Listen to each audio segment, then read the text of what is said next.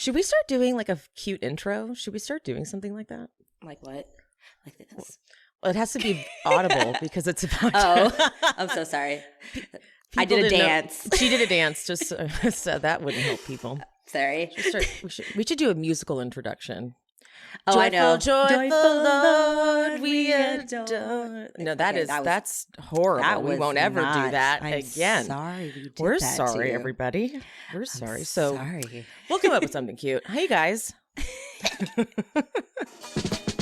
Here at She Speaks Bravo, we believe that Bravo TV is a great form of self-care and therapy. Look at me. I've been using it for over a decade, and I am a complete mess.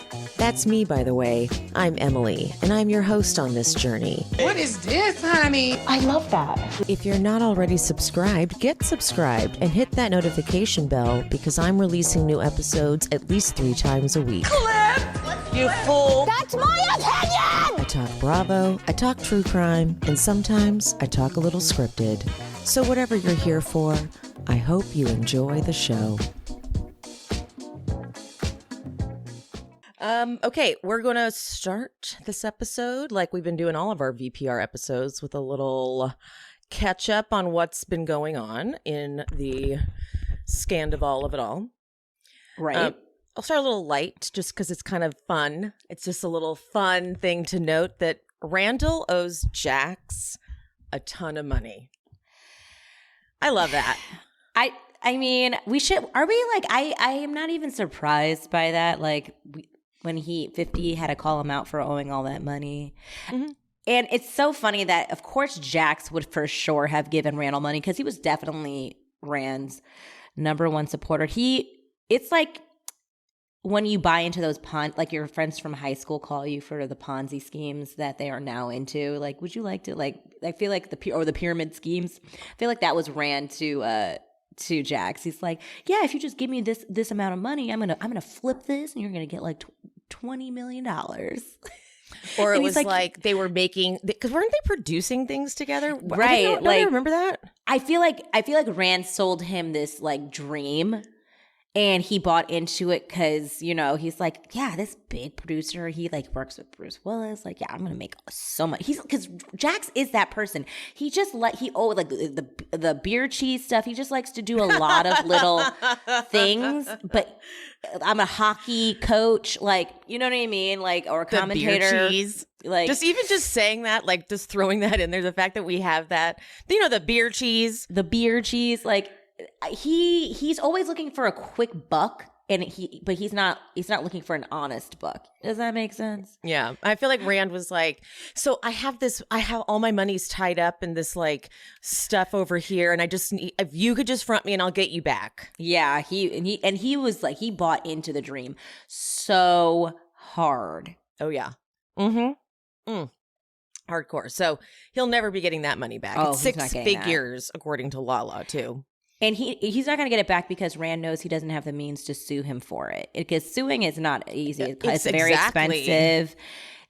And he like 50. He's like, first of all, he knew he had to give that money back. That was like he'll get got if he didn't get that money back. But Jax isn't going to do anything. Jax doesn't have the means to do anything to get it back from Rand. He will never see that money again. So bye to that.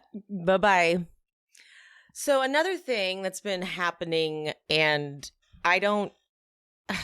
So this is sort of why I was like not all on when Lala went on her thing and did the whole call, send it to Daryl, that whole thing. I was kind of like, she's veering to a place that I'm a little concerned about. And now she's going all the way down this, I wouldn't call it a hole, down this path, of being the spokesperson for narcissism and warning against narcissistic abuse.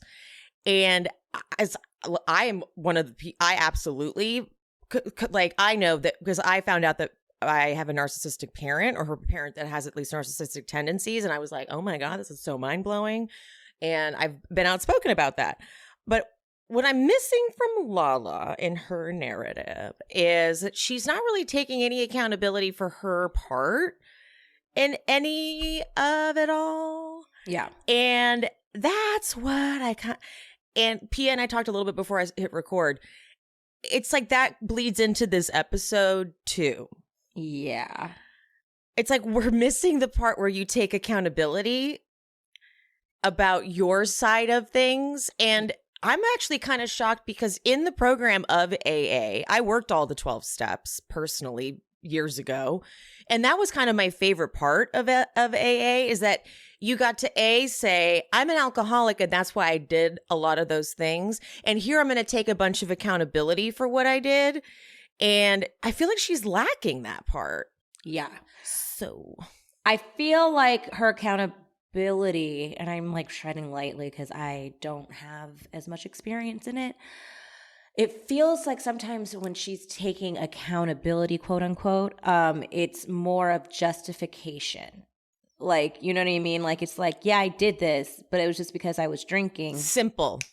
And it's like, yeah, and that is true.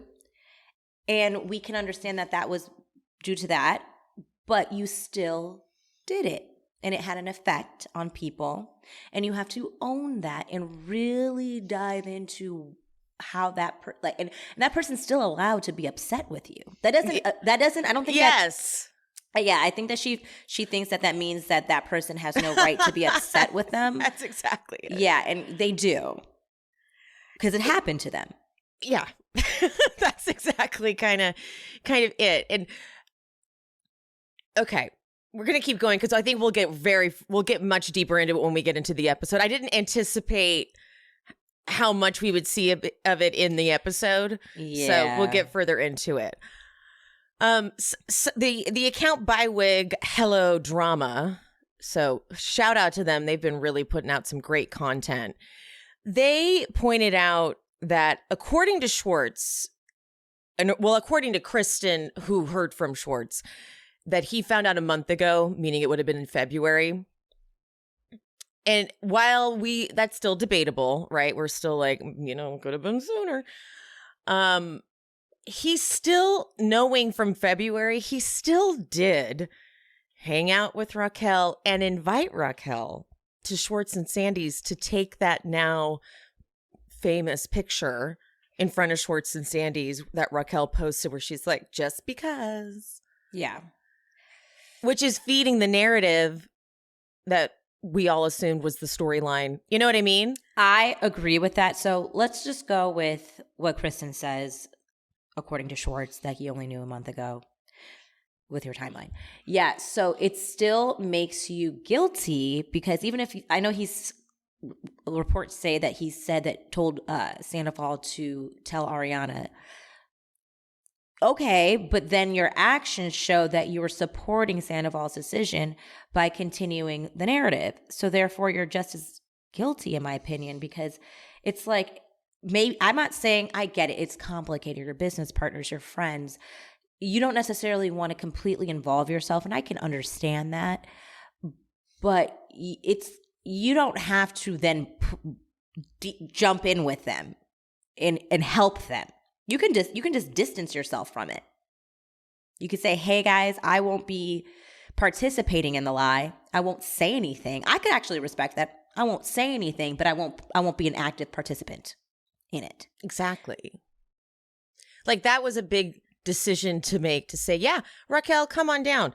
Let me actually go to the post itself because she posted some of the clips where Raquel, when she was doing press, I think this was right before they went on Watch What Happens Live, you see Raquel read a text where she's like, yeah, it's a text from Schwartz where he's like, come kick it with us. Yep, that's right. So he's still very much playing into hanging with Raquel. He's not disgusted by Raquel. And I almost feel like he was like, I'm okay with being your beard for now. And then now to piggyback off that, when Kristen went on Nick Viall, however you pronounce his name. Vale. Oh. I watched The Bachelor. That's the only reason I know. So Kristen says on that Raquel, Tom, and Schwartz and Joe, who was Kristen's bestie for 8 years, like everyday bestie, who she no longer speaks to because of all this, they were going on basically double dates.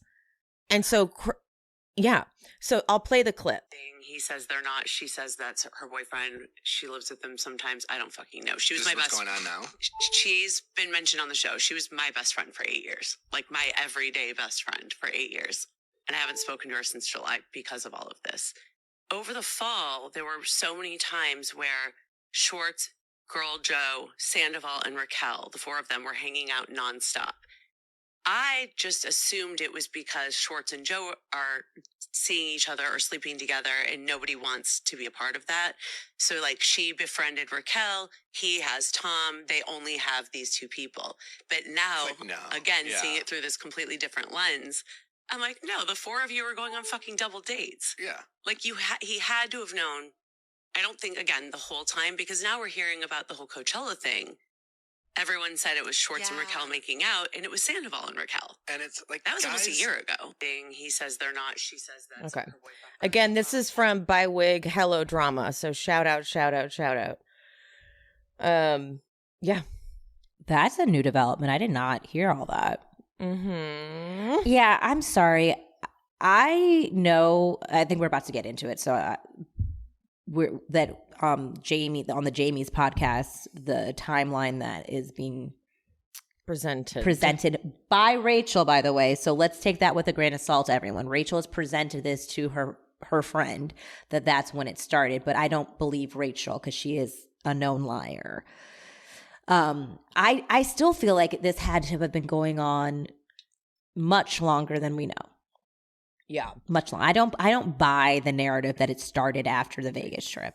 I don't. So perfect segue. So so I'm sure by now you guys already know about this, but Jamie all over, and Jamie is a very good friend, like best friends with Sheena. She had their friend Kale on. Is that how you say his name? Oh shit, I'm an asshole. I can't. Oh, I don't know. It's Kael. So he was on, and he's been very good friends with Sheena, but also very good friends with Rachel.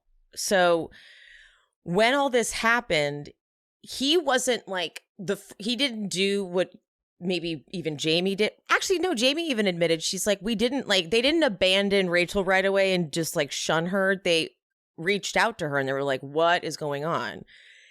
And so I'm going to go through, there was a Reddit post that like gave the summary of what happened. They did not know ahead of time. And their big takeaway is that she's very smart and conniving. She's not remorseful. This is according to the friends experiencing it.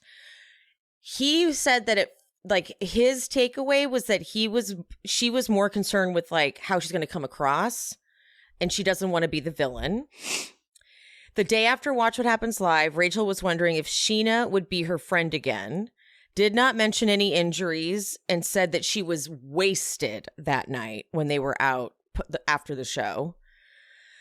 According to her, the affair started after the boys' night that we saw the beginning of this past episode. And we'll see more of the next episode, which truly makes me sick since Ariana had literally just put Charlotte down.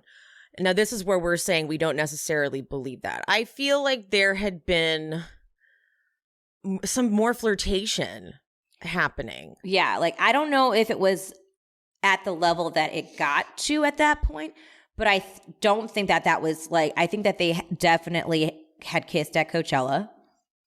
And he thinks they didn't. Did you hear that part? I heard him say that, but again, he said no, hard no.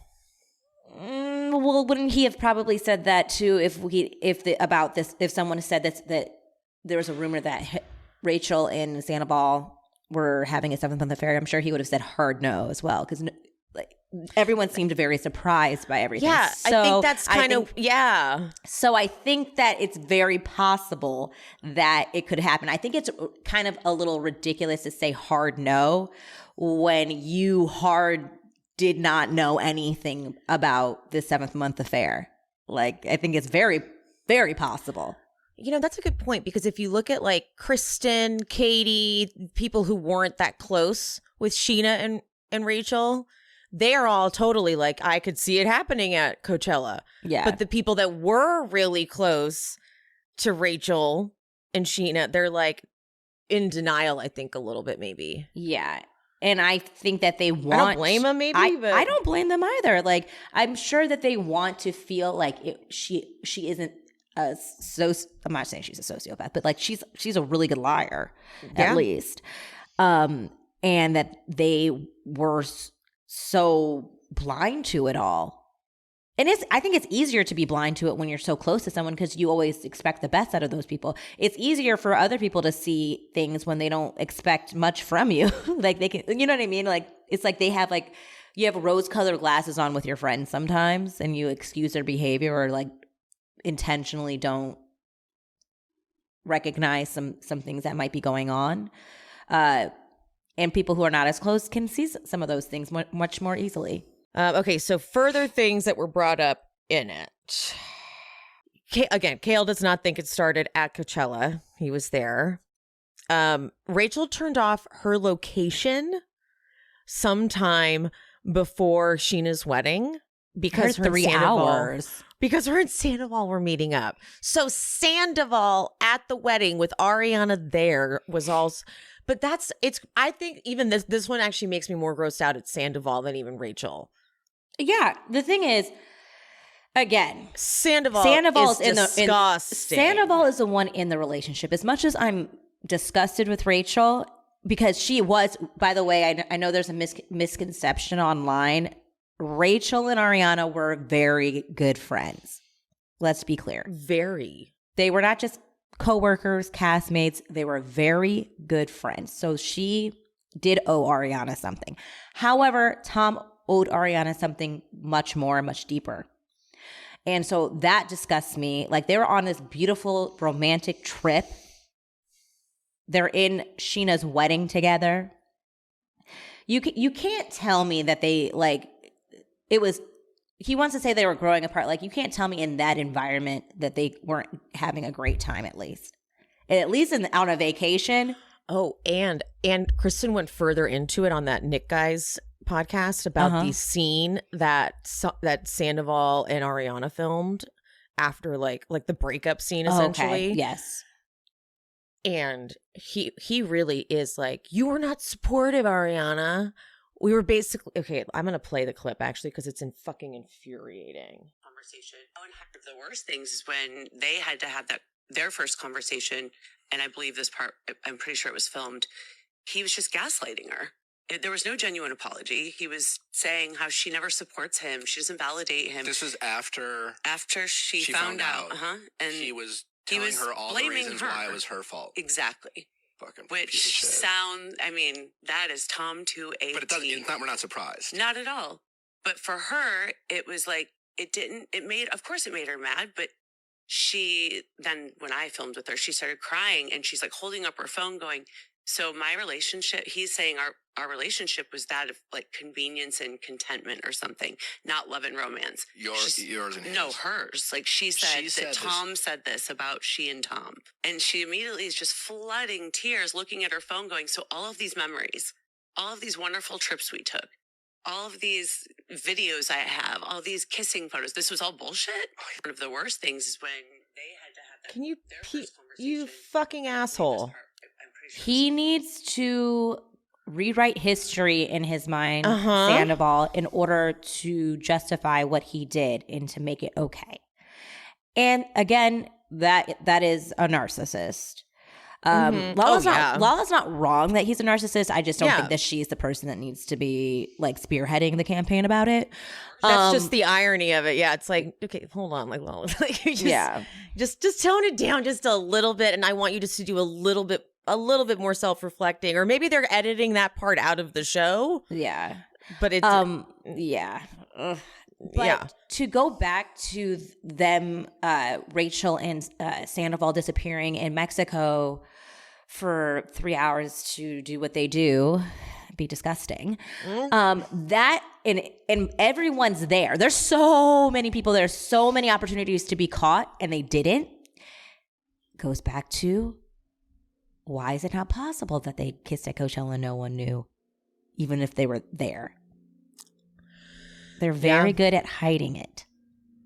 Yeah. So that's just like no one will really know. I don't think we'll ever really know any of the details because both of them are so desperate to come out of this looking the best that they can that they're fudging. I feel like they're fudging things. And that's why I feel like I don't believe Rachel in her telling her friend that it started in October because to me, that for her, if it started after filming, it wasn't this intentional, like, diabolical plot against Katie, against Ariana. It kind of, and then weaving the narrative of like this, my bad or poor decision making was the cause of what we see in tonight's episode that we're going to get into of my treatment by some of these ladies in the group and her, like, this is deflection in my opinion and a way for her to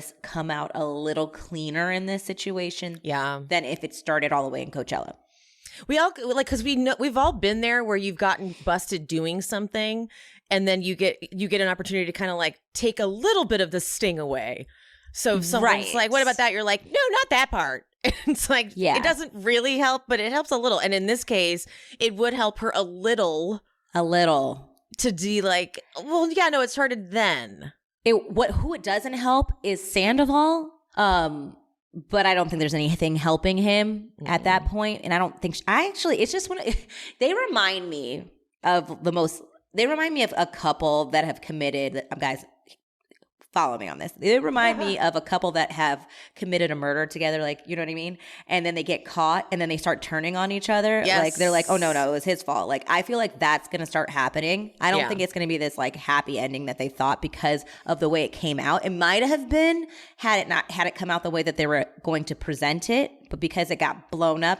And I think because both of them are narcissistic, their number one goal is to make themselves look good in this situation at any cost. And I think it could also be the cost of each other, which is why I think we see those paparazzi photos of Sandoval in the early breaking of this news going to Rachel's house because he's like, I don't need her to turn on me. Like, I need to figure out how to like not have her turn on me. And I feel like she's now not in the state. She's at her parents in Florida. And I feel like now she's like trying to figure out like how she can come out of this looking good. So I'm actually interested to see if they will be together at the reunion the more time they spend apart. And they did kiss on camera. That is confirmed. They did, but then she just went to Florida and I feel like her family is not like, I feel like her family is just concerned about like her and the separation of her and Tom and stuff like that I don't know. I feel like if she stayed in LA, he had a better shot, but like now that she's in Florida, I don't know. Like now I'm a little like, I don't know. I think it could be a possibility she turns on him just to save face. Okay. I never thought I'd say this, but Olive and June has officially converted me to an at-home nail gal. I have not been to the nail salon since I partnered with them. I've saved hundreds. Probably like as soon as I'm done recording for the day, I'm going to throw another set of pressies on. That's what we call them here at Olive and June, okay? We call them the press-on nails. We call them pressies, okay? But the thing that they're the most known for is their Olive and June Mani system. It's everything you need for a salon quality manicure in one box. You can customize it with up to 6 polishes. This polish does not chip. It lasts up to 7 days or more. And when you think about it, that breaks down to $2 a manicure. That's insane to me. Olive and June factors in the health of your nails. At a nail salon, the way they take off a gel set, it's like they want to hurt your hands and they don't care at all about the damage they're causing. And I know some of you are saying, I would love to do my nails at home, but I can't do whatever your non-dominant hand is. Well, you haven't met the applicator yet. The poppy, that's what they call it. The shape of it, a kid could use it. I don't recommend letting your kid use it, but a kid could use it. But now, see, remember, I'm a press-on nail girl because I would go to the salon for the Gel X set. I don't have time to go to the salon anymore. I'm putting out more episodes than ever. I barely have time to run an errand. Oh, that reminds me, I have to. Okay, see? Barely have time to get anything done. So I don't have time to go sit in a salon, and my guy was always running late anyway. These press-ons look just like a Gel X set. They are a fraction of the cost, and these do not damage my nails to the point where I'm still recovering. With the press-on sets, they actually come with the nail strengthener that you put on your nails before you put the glue and before you put the press-ons. They are not, they love your nails at Olive and June, unlike nail salons where I feel like they kind of hate your nails. They just want you in, they want you out. And you have a manicure in less than 10 minutes. So visit oliveandjune.com/ssbravo for 20% off your first Mani system. That's oliveandjune.com/ssbravo for 20% off your Mani system. Dude, so everyone's been telling me to go to the doctor about this mole that looks a little weird. And I don't know if you guys saw, but Tamra Judge has been very outspoken about getting her moles checked. And I guess she had a bunch of them that were abnormal and precancerous. So now I'm all paranoid because that's what I do. And I went to see the doctor about it, and it took forever to get an appointment. So I waited quite some time to get that appointment. Went in, and I felt like they barely took the time to really look me up and down. They looked first, they just wanted to look at the one mole. And I even had to be like, do you want to look at the rest of my body to make sure, like do a full mole check? And they were like, oh, okay. Kind of annoyed. What the hell?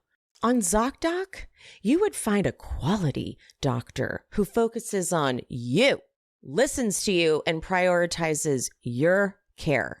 What was I thinking not going through ZocDoc? ZocDoc is the only free app that lets you find and book doctors who are patient reviewed, take your insurance, are available when you need them, and treat almost every condition under the sun. There's no more of that like doctor roulette or trying to like scour the internet to find reviews. With ZocDoc, you got it all in one place, so that you can connect and find your favorite doctor that you haven't met yet. Millions of people use ZocDoc's free app to find and book a doctor in their neighborhood who is patient reviewed and fits their needs and schedule just right. Go to ZocDoc.com/SheSpeaks and download the ZocDoc app for free. Then find and book a top-rated doctor today. Many are available within 24 hours. That's ZocDoc.com/SheSpeaks. ZocDoc.com/SheSpeaks. Another thing is, so she does say that he recorded that FaceTime without her knowledge, which then made Kale be like, well, that's not cool. Like, right. That's not, like, that's absolutely a violation. If this is the kind of guy that he is, this isn't the person you want to be with. Because first she's like, we're in love. And he's like, but he did that? Like, that's not cool.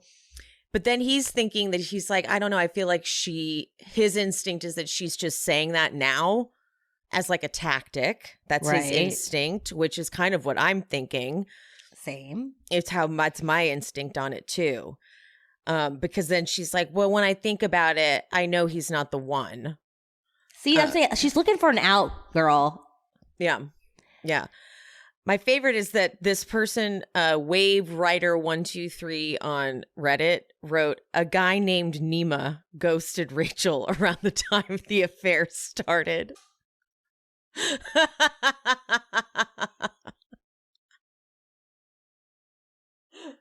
Okay. Whoa. That's Nima from Shaw's, you of guys. Sunset. Nima, she was, I do remember hearing that she was hooking up with Nima from Shaw's. Nima did confirm to me directly that he dated Raquel. For anyone who doesn't know, I dated Nima in high school for actually it was longer than 2 weeks. I can't go into that story right now. connections, man. The connection. I can't even get into that story right now. Rachel is concerned. This is just more of the. Oh my gosh, Rachel's thing. up with your man too? That's fucked up. I'm just kidding. I'm just Rachel. She is just everywhere. I'm just kidding. Okay. I maybe I should tell that story one day. I should just tell Nima, like, Nima, if you don't tell me the whole fucking story about Rachel, I will tell everything to my listeners. Blackmail, I love it. Blackmail, yeah, totally. Rachel was always concerned about how Lala felt about her. I can see that. I don't remember that part though. What do you mean? You don't? I don't remember that part from the podcast. I do. I remember hearing that. What did he say? I think that just what you just said. Like, it wasn't. I don't think that they like dwelled on it. I think that they just kind of said it. They were. I think that it's just that. Like, she's always care. Like, she tries to act like she doesn't care what Lala says, and I think we kind of see it in this episode. But it affects her. Okay. One thing he did point out was that as he's one of those like trained fighter guys, and he's like, I've seen many a black eyes, and I've seen many a people like having had a punch thrown at them, and that is not what a punch thrown at them looks like. It's like much more happens to your face. And they also pointed out that like Sheena couldn't even make a fist with her nails, and that's what I've also been thinking. I didn't even think about that. I've also been wondering that because having had long nails myself, it's really hard to make a fist with long ass nails. I was trying to do a fun thing, like if the claws don't fit, you must quit.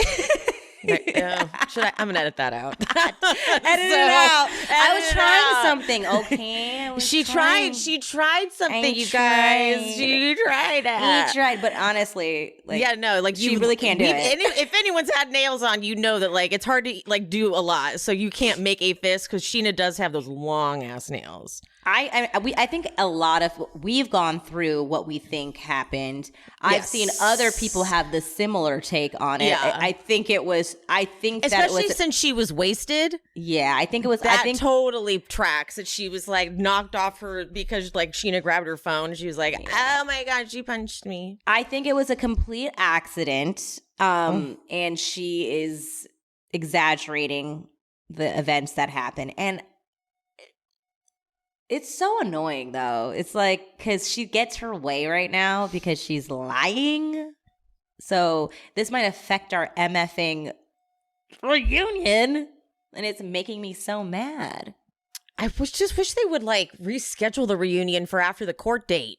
Right. I do, too, because, like, to me, it wouldn't make a difference. Like, you know what I mean? Like, they would still do the Zoom thing if it was like, yes, the restraining order is granted, right? Because it would still be the same setup, right? Yeah, and I doubt the restraining order would be granted. Right. I feel like they have a better chance of being able to get everybody in the room if they just waited a week. And yeah. But I don't know if we have time to talk about it just quickly, but did you watch What Happens Live with Katie? And did I watch it? Yes. Okay. I'm so sorry. What was the guest's name? Danny Pellegrino. I'm sorry. I didn't know who that was.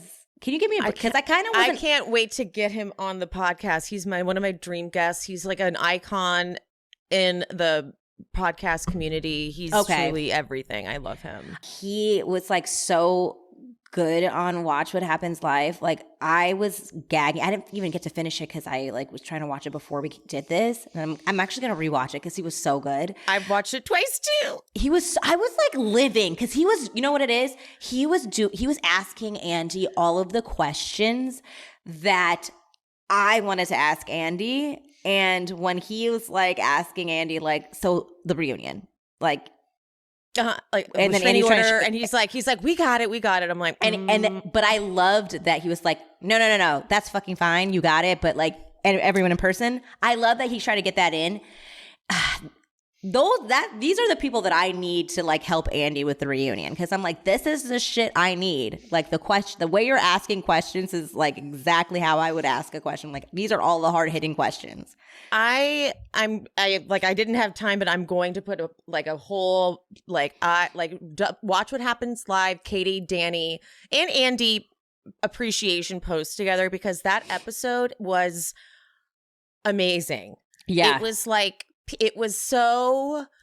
It was. It was amazing. I have so much more fun with Watch What Happens Live when the other guest actually is a Bravo fan, personally. Agreed. Because then they know, like, and I don't get me wrong, I love when celebrities are on, but I like, there are plenty of celebrities who watch Bravo, as we've seen, like big celebrities. So like, I don't know. It's just more fun. Like, I guess I still have a bad taste when Iggy was on, because she's really like, I'm like, she was a mess. She was a mess and ruined my whole episode with James.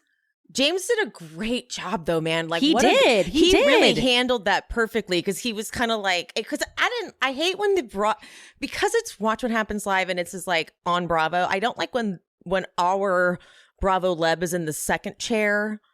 Right. It's like, if you're gonna have a celebrity on, then don't have another Bravo Leb on and have them sit in the second chair. It's kind of like, it's an insult. I agree. And she didn't even know what the hell she was. Oh God, I can't get around that. It was a mess. But Danny was the perfect guest for this episode, because I was very let down by LVP's appearance, because she was there to perform and do her like LVP one lines. And we were like, no, we're here for the scoops. We're here for the like emotion. We're here for that. And Katie, it's like Andy has so much respect for Katie after all these years of being on the show. And you can tell he's really proud of her for leaving for leaving Schwartz. Like, he has like a top-notch level of respect. She knows how to go on Watch What Happens Live now. She's clearly such a pro. Mm-hmm. She has a good work ethic, and she probably because she was just on. I don't know if this was like a new, like they were like, Katie, you got to come back. Because I don't know I don't know if they normally do repeat like this. No, I think that they were like, we will be having every Vanderpump Rule castmate on until the season is over. Every week, you guys will be flying out. Yes, and she shows up in that sheer thong underneath. I was like, yes, and Katie. Her booty looked amazing. I'm really happy for Katie, honestly. Amazing. Like, she looked fantastic. And Danny, who's this super fan of the show, but Danny is everywhere. Like, Danny's everything. Like, when I get the guts to ask him to come on the pod, it'll be an amazing day, and I hope he says yes. I hope he says. I'm sure he will. He seems like a really down-to-earth. He's a very amazing person. Like, he responds to everybody. He's so sweet. But I feel like we'd be best friends. I just really do. Now that I know, because I kind of, like, when I started the episode, I didn't get the intro because I was, like, running around my apartment, but then I like started listening and I was like, who is this guy? Like, I've just unfortunately never so good heard of him, so now I'm like obsessed with him. Now I'm gonna podcast is called Everything Iconic. I mean, you could just start searching Danny Pellegrino and it'll come up, but his name is even great. He's amazing. He's been on like Drew Barrymore's show. Like, he's really good friends with all the celebs. Everyone loves him. He's just one of those like lovable human beings. Like, everyone loves Danny. I feel like I would have such a good time with him. I had such a good time with him on the show. I wanted more of him. I love that because he was sick and did a rewatch of Vanderpump Rules just coincidentally before any of this came out, and then this came out, so he's like, oh my God, I'm rewatching it. So I love that he had those references to pull.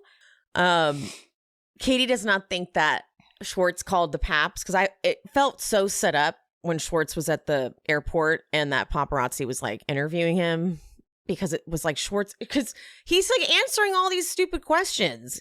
He's like, it seemed like he was aware they were going to be there and he's like answering everything, but she doesn't think he did. She was just like, he's just an idiot, basically. I tend to agree with Katie. I'll go with that too. She knows him better than we do, so I'll go with that. I met Schwartz one time in person and chatted with him. He chatted with me and Sean because we were at Sir and we were sitting in like the lounge, and then he shared our seat and he was like, hey, like I feel like he's just one of those people who will chat with anybody. Yeah. Even, you know what I mean? Like, yes, even paparazzi. Like, I think, and that's why I think Katie's like, you don't have to comment. He's like, I could see, and I think that's something that we've seen with Schwartz. Like, that's not something that's like out of character for him to just be kind of stupid and overshare. Right. Someone wrote in like, who are we going to hook Ariana up with? Who in the Bravo Leb universe? What guy? And Danny goes, or girl.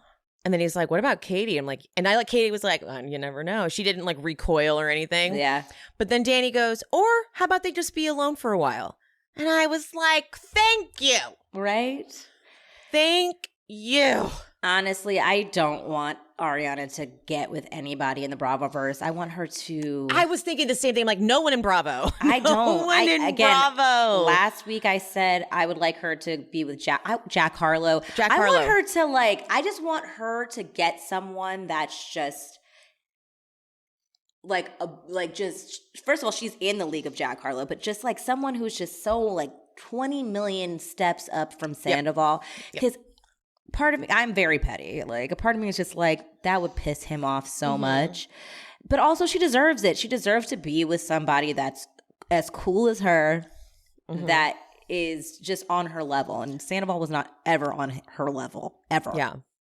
No one in the Bravoverse. No, I don't. I was thinking of that when the question, I was like, there's not one single person that I think deserves Ariana in the Bravoverse, whether they be single or not. Like, no reality TV people, period. No, I don't know reality people. I want her to a nice businessman. I don't care. It's just someone that's just not in the Bravoverse or in reality TV. Yeah. Katie does not think that the affair goes all the way back as far as the James proposal.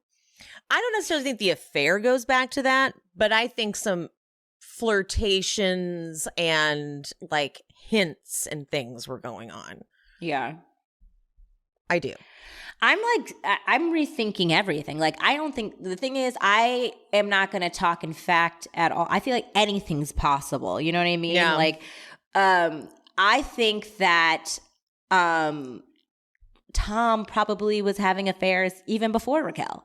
So it would be you know what I mean? So it would be very plausible that he would be flirtatious with Rachel during her time with James or during her engagement. And that doesn't mean that Rachel at the time was necessarily taking the bait or reciprocating, but she may have been aware.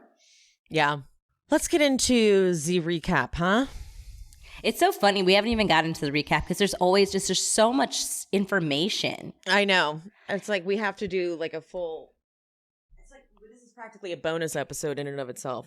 Yeah. So I feel I don't know how you felt about this episode, but I kind of I was talking it through with some of my other friends, and which I'm happy I did, because I feel like I was able to watch this episode in two ways, as it was before Sandoval and as it is now with the layering of Sandoval. So that gave very complicated. Yeah, so it gave me two different feelings. So yeah. Yeah, no, I actually I don't know. Okay. I'm so exhausted after recapping Summer House, where that's so nuanced and there's so many ways to fucking talk about it and go around. It's this is just, it's getting so exhausting. So Pia and I already talked about this. We may end up on two different pages at some points, but we're just going to present our angles, our sides. There's a million different things. So, and I have no idea what she's going to say. Sometimes I have an idea of, because sometimes we can't help but voice note each other about certain things. We try not to do too much so we can save it and it's more super organic. Mm-hmm. But we were radio silent on this, so I have no idea what you're going to say. Yeah. And it's it ebbs and flows throughout the whole episode, but it was just there was so much to dissect. A lot of things caught me off guard too. Yeah. So we start with there's Rachel's stumbling out of the elevator, and her confessional continues to irritate me. She's Rachel now is wild and free and single and fun, and I want to like celebrate that so much with her, but even if I didn't know about Sandoval, I would still be getting such strange energy from it. Like, what is this? Just feels so. When people aren't rooted in their truth and like authenticity, I can pick up on it and it makes me uncomfortable. So I agree with that. If it wasn't for Sandoval, I would probably be a smidge more empathetic toward her in the beginning part of this episode. In the beginning part, because it would be still, I would be thinking of her still trying to navigate her breakup with James, and she's doing it on camera, and she's using alcohol as a way to do it. So it would be like I'm watching a sad woman use alcohol to cover her pain. If this was not the Sandoval. You know what I want to do right now? Okay, let's put ourselves in this scenario, actually. So we go on a girls' trip. Mm-hmm. Let's say that you and Sean, because you're practically married, let's say you guys have broken up. Okay. This is going to be your divorce party. Girls trip, okay? Woo! Girls trip. Yeah. And our friend Bailey no, that's just too close. Another friend of ours had already been like, Sean, do you want to make out? I'm already mad. But you decided to forgive her because another friend was the one who kind of like told her she should do it. Okay. So you've forgiven her. But that night we're on this girls trip. That night when we went out, that friend decided to, when we went out to dinner, and I was like, oh my God, this server is so hot. This server is so fucking hot. So my type. I need to get some because it's been forever. I've been in a really fucked up relationship for years. I finally got out of it. It's time for me to do some flirting. Then we go to the club afterwards and we're out, and turns out by the end of the night, that girl that tried to make out with Sean ends up making out with the guy I thought was hot. Now that chick is wasted, warming up food, spilling that food. I feel like I would actually hate her. Oh, yeah. No, the thing is, now that I just played that scenario out, because I didn't do that until right now. No, I actually could. The thing is, I saw both sides' perspective right away. I felt like Rachel this is me pretending like I don't know anything about Sandoval, by the way. Taking it out of the equation. Taking it out. I'm taking out of the equation. That was me not even knowing that was happening. Right. Rachel is, in her mind, she's just single, and she's just like, the whole point of the trip is to meet guys. So she's like, that's what I did. And I'm drunk, and I thought this was the trip that we're getting drunk on. She didn't read the room. She didn't read the vibe. Whatever. And for Katie, at least, if I could also jump into her skin and be like, this is so annoying. Like, this is my trip. This is about my divorce, and it's just the Rachel show, and it would be very fucking annoying to me.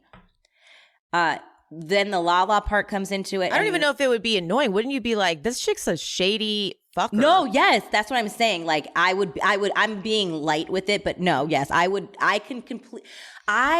completely saw why Katie was getting agitated with her. But the problem that happened for me was the Lala part of it. Yes. We will move to the Lala part, but I feel like now I'm getting more of why, because the way they approached her was tough. Yeah. But Katie, I was like, Katie probably feels like she's like, who is this person that's on a girls' trip and is willing to swoop? Yeah, like there were other guys you could have flirted with. I think I think that the antennas are starting to, because she's given this pass to Rachel, right, at this point, which I don't think I would have, right, to be honest. But good for Katie. She has growth and she is much more mature than I am, because that would not be me. She wouldn't be on the trip. But she really wouldn't be. We wouldn't be in the situation because she wouldn't be on the trip. But she has let her on the trip. And the thing is, I think for Katie to see her do that, even though she didn't do anything to Lala, but it's just the idea of like, you're doing this again. Mm-hmm. So this is who you are. Yeah. It's like now Katie's antennas are starting to really go up here. She's like, and she's trying, and I see Katie in this moment really trying to find any remnants of empathy for her, but she keeps digging a hole for herself. And like Katie's she always drunk. does. And Katie is drunk. She's slurring. Because she goes, why are you like this? I'm like, that's maybe not the way to word it. I mean, I thought it was a little funny, though, because we're there. She's drunk. She's like, she's just like, it's like one of those things where you can't figure out an eloquent way of saying it. She's like, why are you the way you are? Yeah. I'm like, why are you like this? And Lala, so funny. It's just like, I think it was a genuine question. Like, why do you do these things like this? And Lala lets her off the hook, though, and does say, like, I did give her the green light. I said she could. It's not like she didn't check in with me. But it is kind of even odd that she would check in with me, because I have made it very clear at the restaurant. I thought he was cute. Always thought he was cute. I'm flirting with him. I'm hitting it off with him here at the club. You're not even having a conversation with them. I'm talking about my kid, going through a divorce, showing my pictures of my kid. And then now you're like, it seems like you guys are really hitting it off. And I stepped back so she could go do that. Yeah. And then Lala says, but I will say, you drinking, I would never trust you around my man. And I think that is going to sound, there's 3 of them lined up facing her. I feel like that's going to feel very aggressive. Oh, I agree. And Raquel, all wasted, was speechless. And I feel like she, as much as it was a fucked up line, I feel like she felt like she wanted to finally have a comeback. Yeah. And came up with a comeback. Yeah. That was savage. Yeah. But the problem is you can't be a one savage line person, because you have to have a follow-up. You're tangoing with someone who is reckless with the mouth. Yeah. You know what I mean? Lala, you say that to her, and then she's going to say something. What's your next move? And you don't have one. Yeah, like, it's like, what? Okay, so here's what I wish had happened. I wish when she said, you drinking, I would never trust you around my man, I wish Raquel had gone, wait, hold on. Is that how it feels? Is that how I'm coming across? I wish that had been her instinct.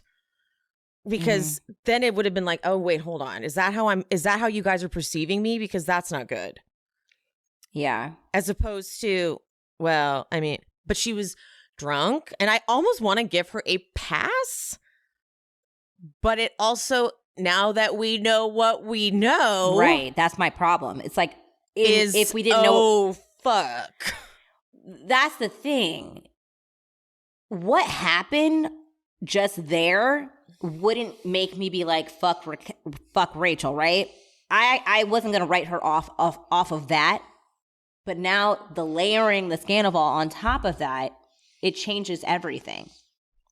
Because it does. Truly, who does do what she did with Oliver? See, that's fucking shady. So the thing is, it's so hard, because in that time when no one knows everything that was actually going on with this Sandoval, and then we had a little bit of, we knew she had a flirtation with Schwartz, so we had, it's 2 things can be like we can write it off, but like 3 things now, if you put Sandoval into it, is a pattern. So like, now this is just what you do. You do this. Like you are what Lala is saying. You like to compete with people.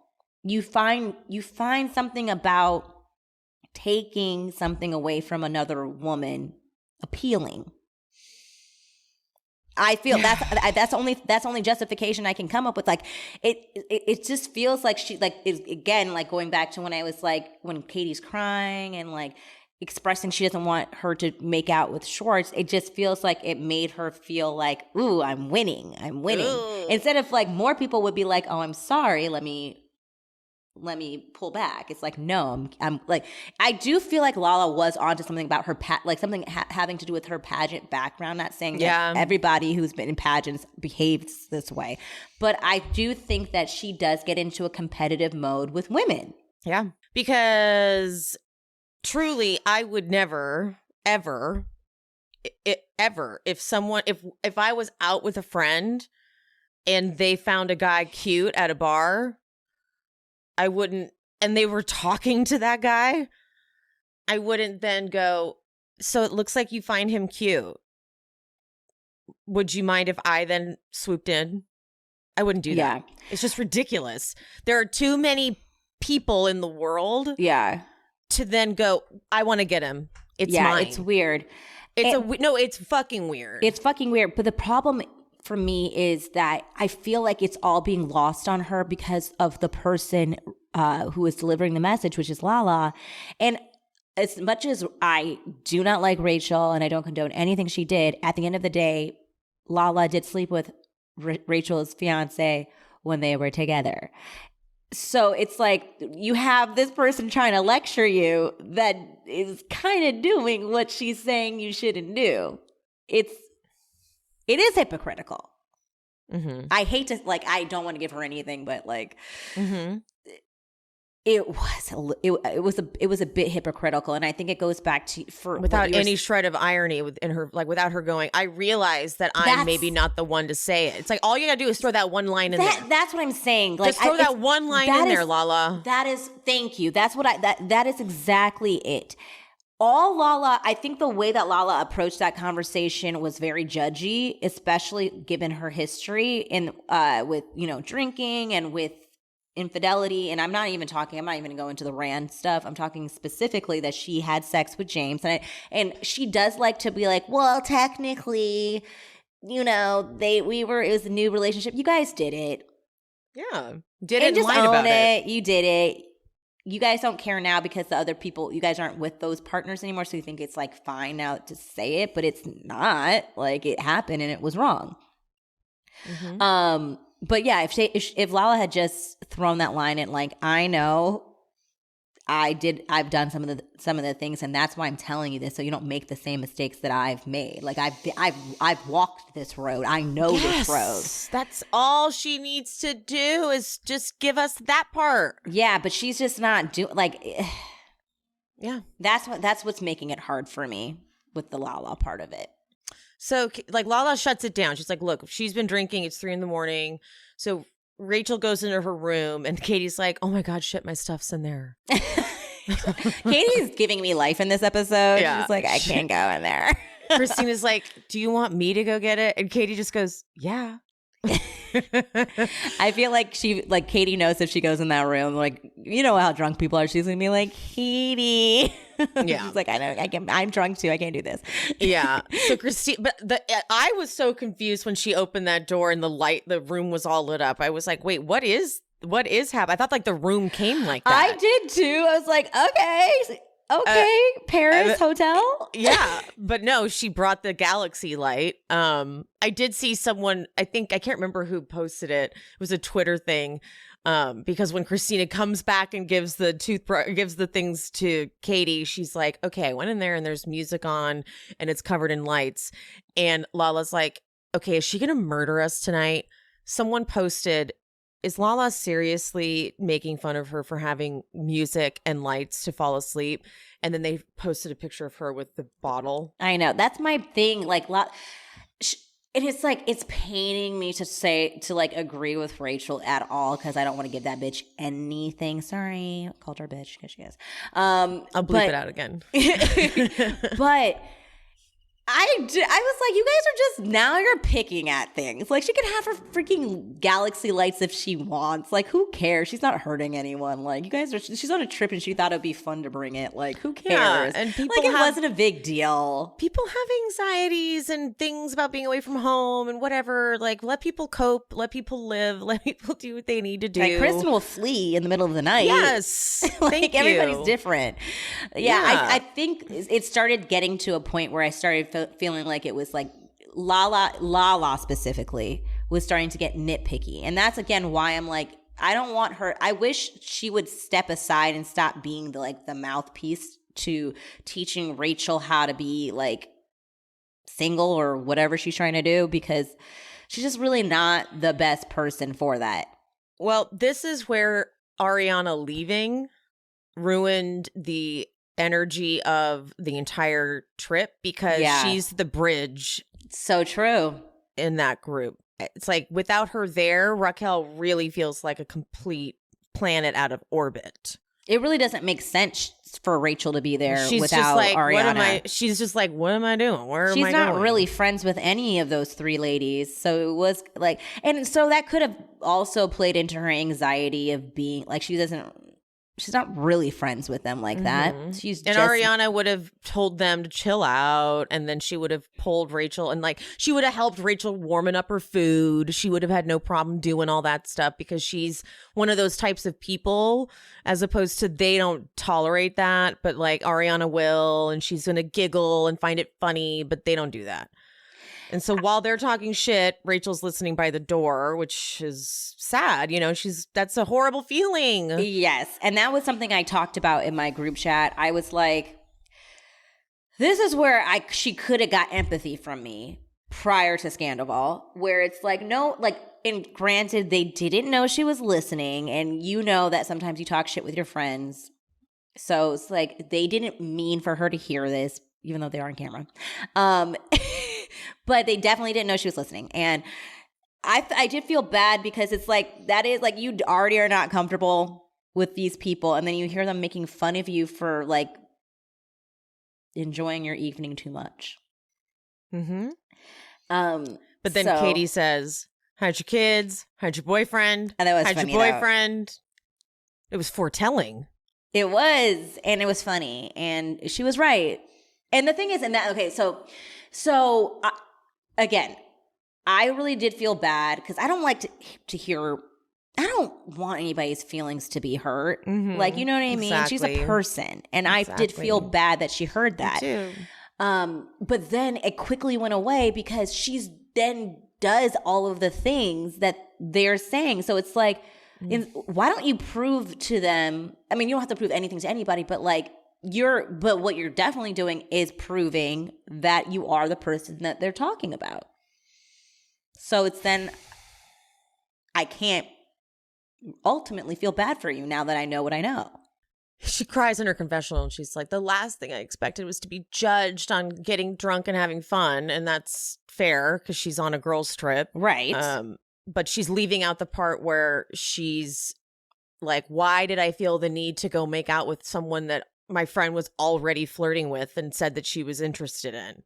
That's a big thing for me. I really like, I agree. I cannot like get that out of my head, because it's a very odd thing. We're watching something so it's very different when we watch something on TV, but like, to be in real life with that, it's like, you did what? Like, to me, that is a bizarre personality trait. And they're just like, they're letting it go.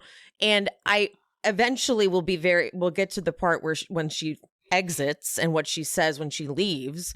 But that was, it just, I think I have to maybe give a disclaimer. I'm not able to do like a super, like, once we get to a certain part of this, I'm very triggered by her. And the way she handles. Oh yeah, no, the exit and all of that, like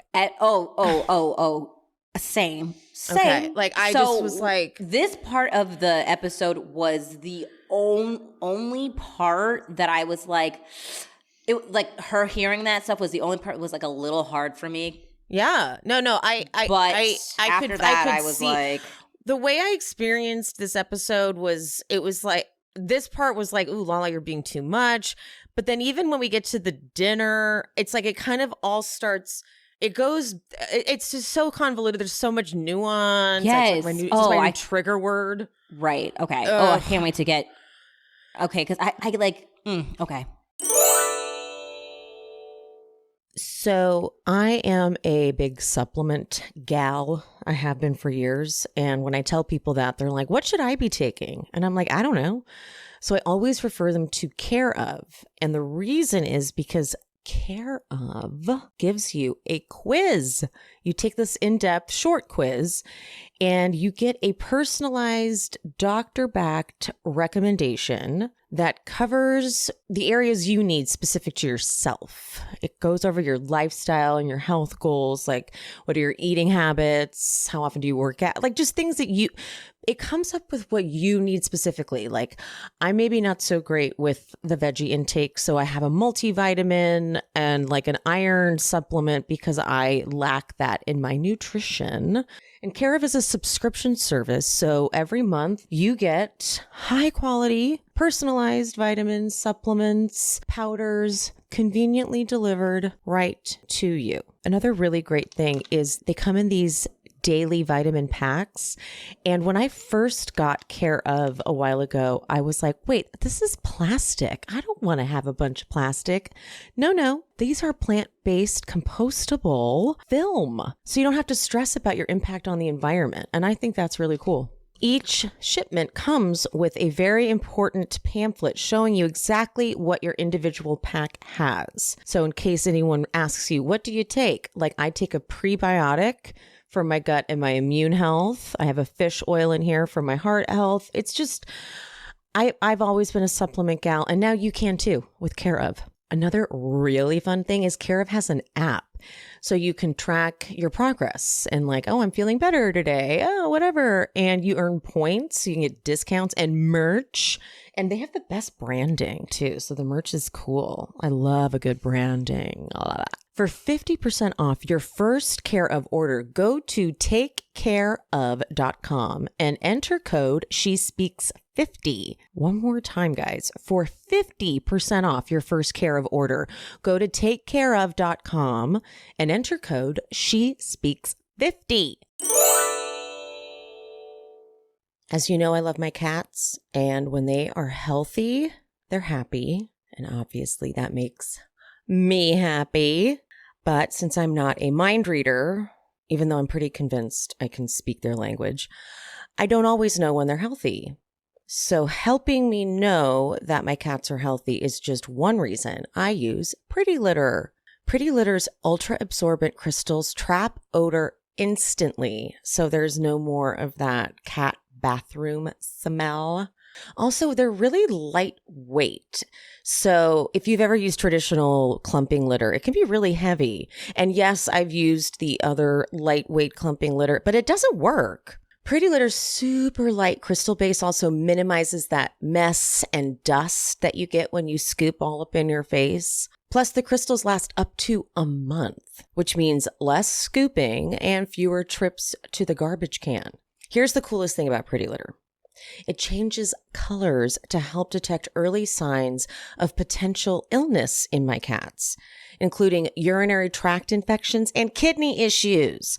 I just took Tiger to the vet to get all of her labs done because she's a little overweight and I was worried there was some sort of thyroid problem. But no, she's just fat. But now I would have an answer for the vet because I wasn't using Pretty Litter at the time. And the vet was like, hey, how's her urine? I'm like, I don't know. But now I'd be able to tell them because Pretty Litter tracks if there's blood, if it's abnormal, if it's normal, etc. So thank you, Pretty Litter. Pretty Litter also ships free to my door in a small, lightweight bag, and I never run out of it. And I don't have this huge container of litter just taking up space and stinking up my house. Pretty Litter helps keep my cat healthy and keeps odors down. You and your cat are going to love Pretty Litter as much as we do. Go to prettylitter.com/shespeaks to save 20% on your first order. That's prettylitter.com/shespeaks to save 20%. prettylitter.com/she-speaks. So the next day, the three girls talk and about Raquel, obviously, and Lala's confessional is, I've been the person that gets wasted and says the most out-of-pocket things, but I'm not judging her. I'm like, well, you are. But our journeys are not in alignment right now. I'm like, okay, I get what you're trying to say here, but you're judging her, Lala. You are. And this is sort of like the through line with Lala across the board. She's gotten sober, but she's like omitting. It's like she wants everyone just to forget everything she did. Yeah. And be like, now I'm a whole new person. It's like, okay, but let's, rather than pulling and using what you did do as like references, like, so when I was doing that, this is what I've learned. Yeah. It's more like, yeah, forget that. Forget I ever did that. That's old. That didn't happen. Yeah, it's just like she thinks that it's like null and void now. She's like, now I'm sober, so anything I did when I was drunk wasn't me, so we can't hold that against me. And we don't even want to talk about it. You can't even reference it. You can't even bring it up. Well, for her, and that's been a through line issue with the cast with Lala. Is that no one is ever allowed to bring up anything she's done. Yeah. Anything that's happening with her. Yeah. And but then she gets to cherry pick when she brings it up and use it in her benefit. And it's unfair. So no one's allowed to talk about the fact that like the inconsistencies in your story with your development with Rand. Because it doesn't go with the narrative that your narrative now. Yeah. So Rachel comes in, she admits, she's like, I'm embarrassed. I don't really remember what I said. And Katie's like, I'm relieved that you're embarrassed. And she's like, you said, at least you don't have a man. And Lala clarifies, she's like, you don't feel that way, right? Because like if you can't keep a man, then here I am. Because like if you feel that way, I'm not your audience. I respect people's relationships. See, that's the part. Again, you're not gonna say. But then she does say like, me hooking up drunkenly with James 6 years ago, I know that wasn't right. And like, maybe they edited out more of what she said. Maybe she said, and again, I want to say I'm so sorry for that. Maybe more was said. This is where she loses me. Like, like I just want her to say, I'm not one to talk maybe about this because, okay, let me rewrite what I want her to say. Okay. This is what I want her to say. It didn't come out correct. This is what I want her to say.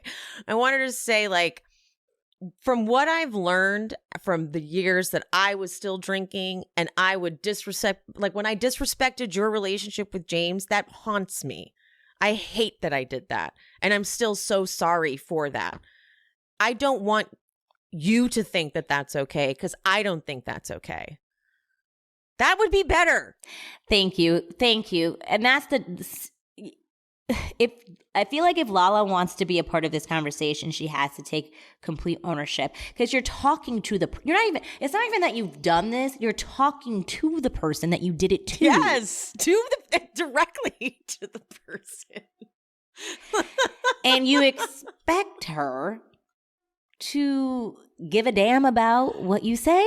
It's like, that's just so funny. It's like, it isn't even just anyone. It's literally the person that was in the relationship that you disrespected. You're like, I'm gonna give you a scolding about disrespecting relationships.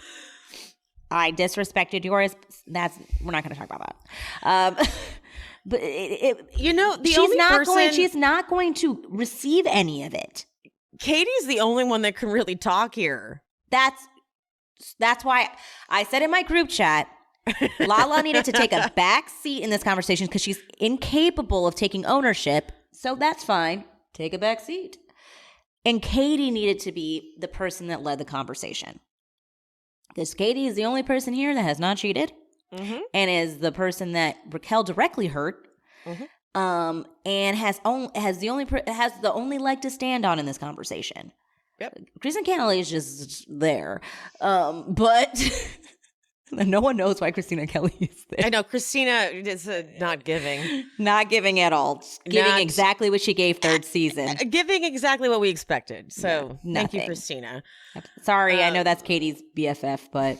Yeah, sorry. Katie, you're giving everything. Katie, you're giving everything. Katie, if you're listening, we love you. We do. Justice for Katie for all the years. Yeah. For all the years. I'm just going to say that for all the years. I will die on that hill. Like, guys, people change. First of all, people change. And also, we're allowed to look at old situations with a new set of eyes. Yes. Like, okay. I think Sandoval has taught us that. Yeah. All right. So they leave for Havasu. They get in the car.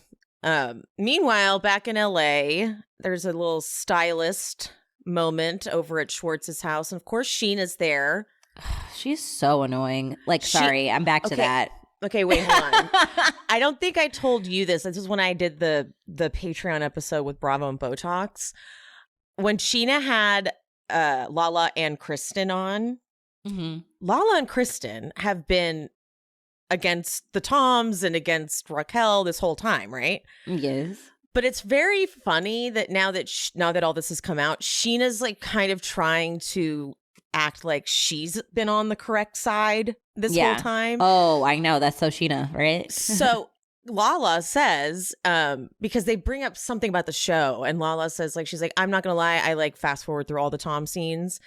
And Sheena kind of giggles, and I'm like, I would like to point out that Sheena's in a lot of the Tom scenes. Okay? Yeah. Sheena. Like she's proudly Team Tom. She says it even those out are of the her only own people mouth. who were willing to film with her. So and she made Schwartz her storyline, so that would be why. That's weird. Schwartz is her storyline. We don't know anything else about her this season besides Schwartz. Her quest to make Schwartz a whole person again, like that. Okay. Oh, right. Good point. Her little project. Yeah. Her little project to get Schwartz back. It's weird. It's getting a little weird for me. He mentions Joe at one point because the stylist wants to throw his shirt out, and he's like, oh, my friend Joe would like that. She's got a funky style. So a lot of people have pointed this out about Schwartz. If Schwartz doesn't want to be honest about what's going on in his life, a.k.a. Joe, he should be demoted. Friend of. That's the rule. Yeah. I agree. That's the rule, buddy. If you think you can keep your private life off the show, just like it happened to Lala when she didn't want to talk about Rand, she was demoted. So, bye, buddy. All right, back in the car, Christina, I love this. She's like, Katie, it was kind of sad, your mom, when she was talking about you and Schwartz. It almost sounded like she had a little hope still for you and Tom. And then Katie's like, well, yeah, he spent like every holiday with the family for the last decade. I'm like, Raquel. Like, are you listening, Rach? Do you hear that? Like, Jesus. Like, this isn't a game, honey. Like, this isn't like fun. Like, these are real people's lives. It's very complicated, and you're inserting yourself into it. So are you, buckle up. Jesus. Okay, so back at Schwartz's, Sheena is like, I'm not in enough scenes, so I have to figure out a way to make myself a part of this. So she's like, well, Katie's having a good time because she's doing a whole divorce party, and Schwartz is like pretending he's like, oh, but don't call it a divorce. Oh, don't call it a divorce. I'm like so uncomfortable with that. Whatever. I'm like, again, shut up. I'm just really annoyed that Sheena feels the need to tell Schwartz everything Katie is doing. It's very odd to me that she is always breaking news, Schwartz. This is what Katie's up to today. Like, it's like, why do you feel the need to report everything? There's a reason. It's not like Katie is going to do this divorce weekend and is like, I don't know if she was posting on social media or if she was like, so I'm not going to say for sure, but doesn't seem like she was trying to flaunt it in Schwartz's face again. Like, I feel like she was like, I'm going to have this fun weekend. And it was not to be mean to Schwartz. And I feel like that's how Sheena's trying to paint it, you know? Yeah, exactly. She's like, well, she's having her fun. So why don't you have a fun guys' night divorce thing? And he's like, okay, but I don't want to get a hooker. And she's like, what? What the fuck? I actually laughed at that. I was like, hold on, I draw a line at a hooker. I feel like, he's like, or do I? Yeah, he's like, are you gonna? Yeah, he's like, don't get a hooker. Yeah, wink, wink, wink. Okay. Anywho, back in the car, this was telling, and it did make me really think a little bit. I'm actually a little. Okay, I'll get into it.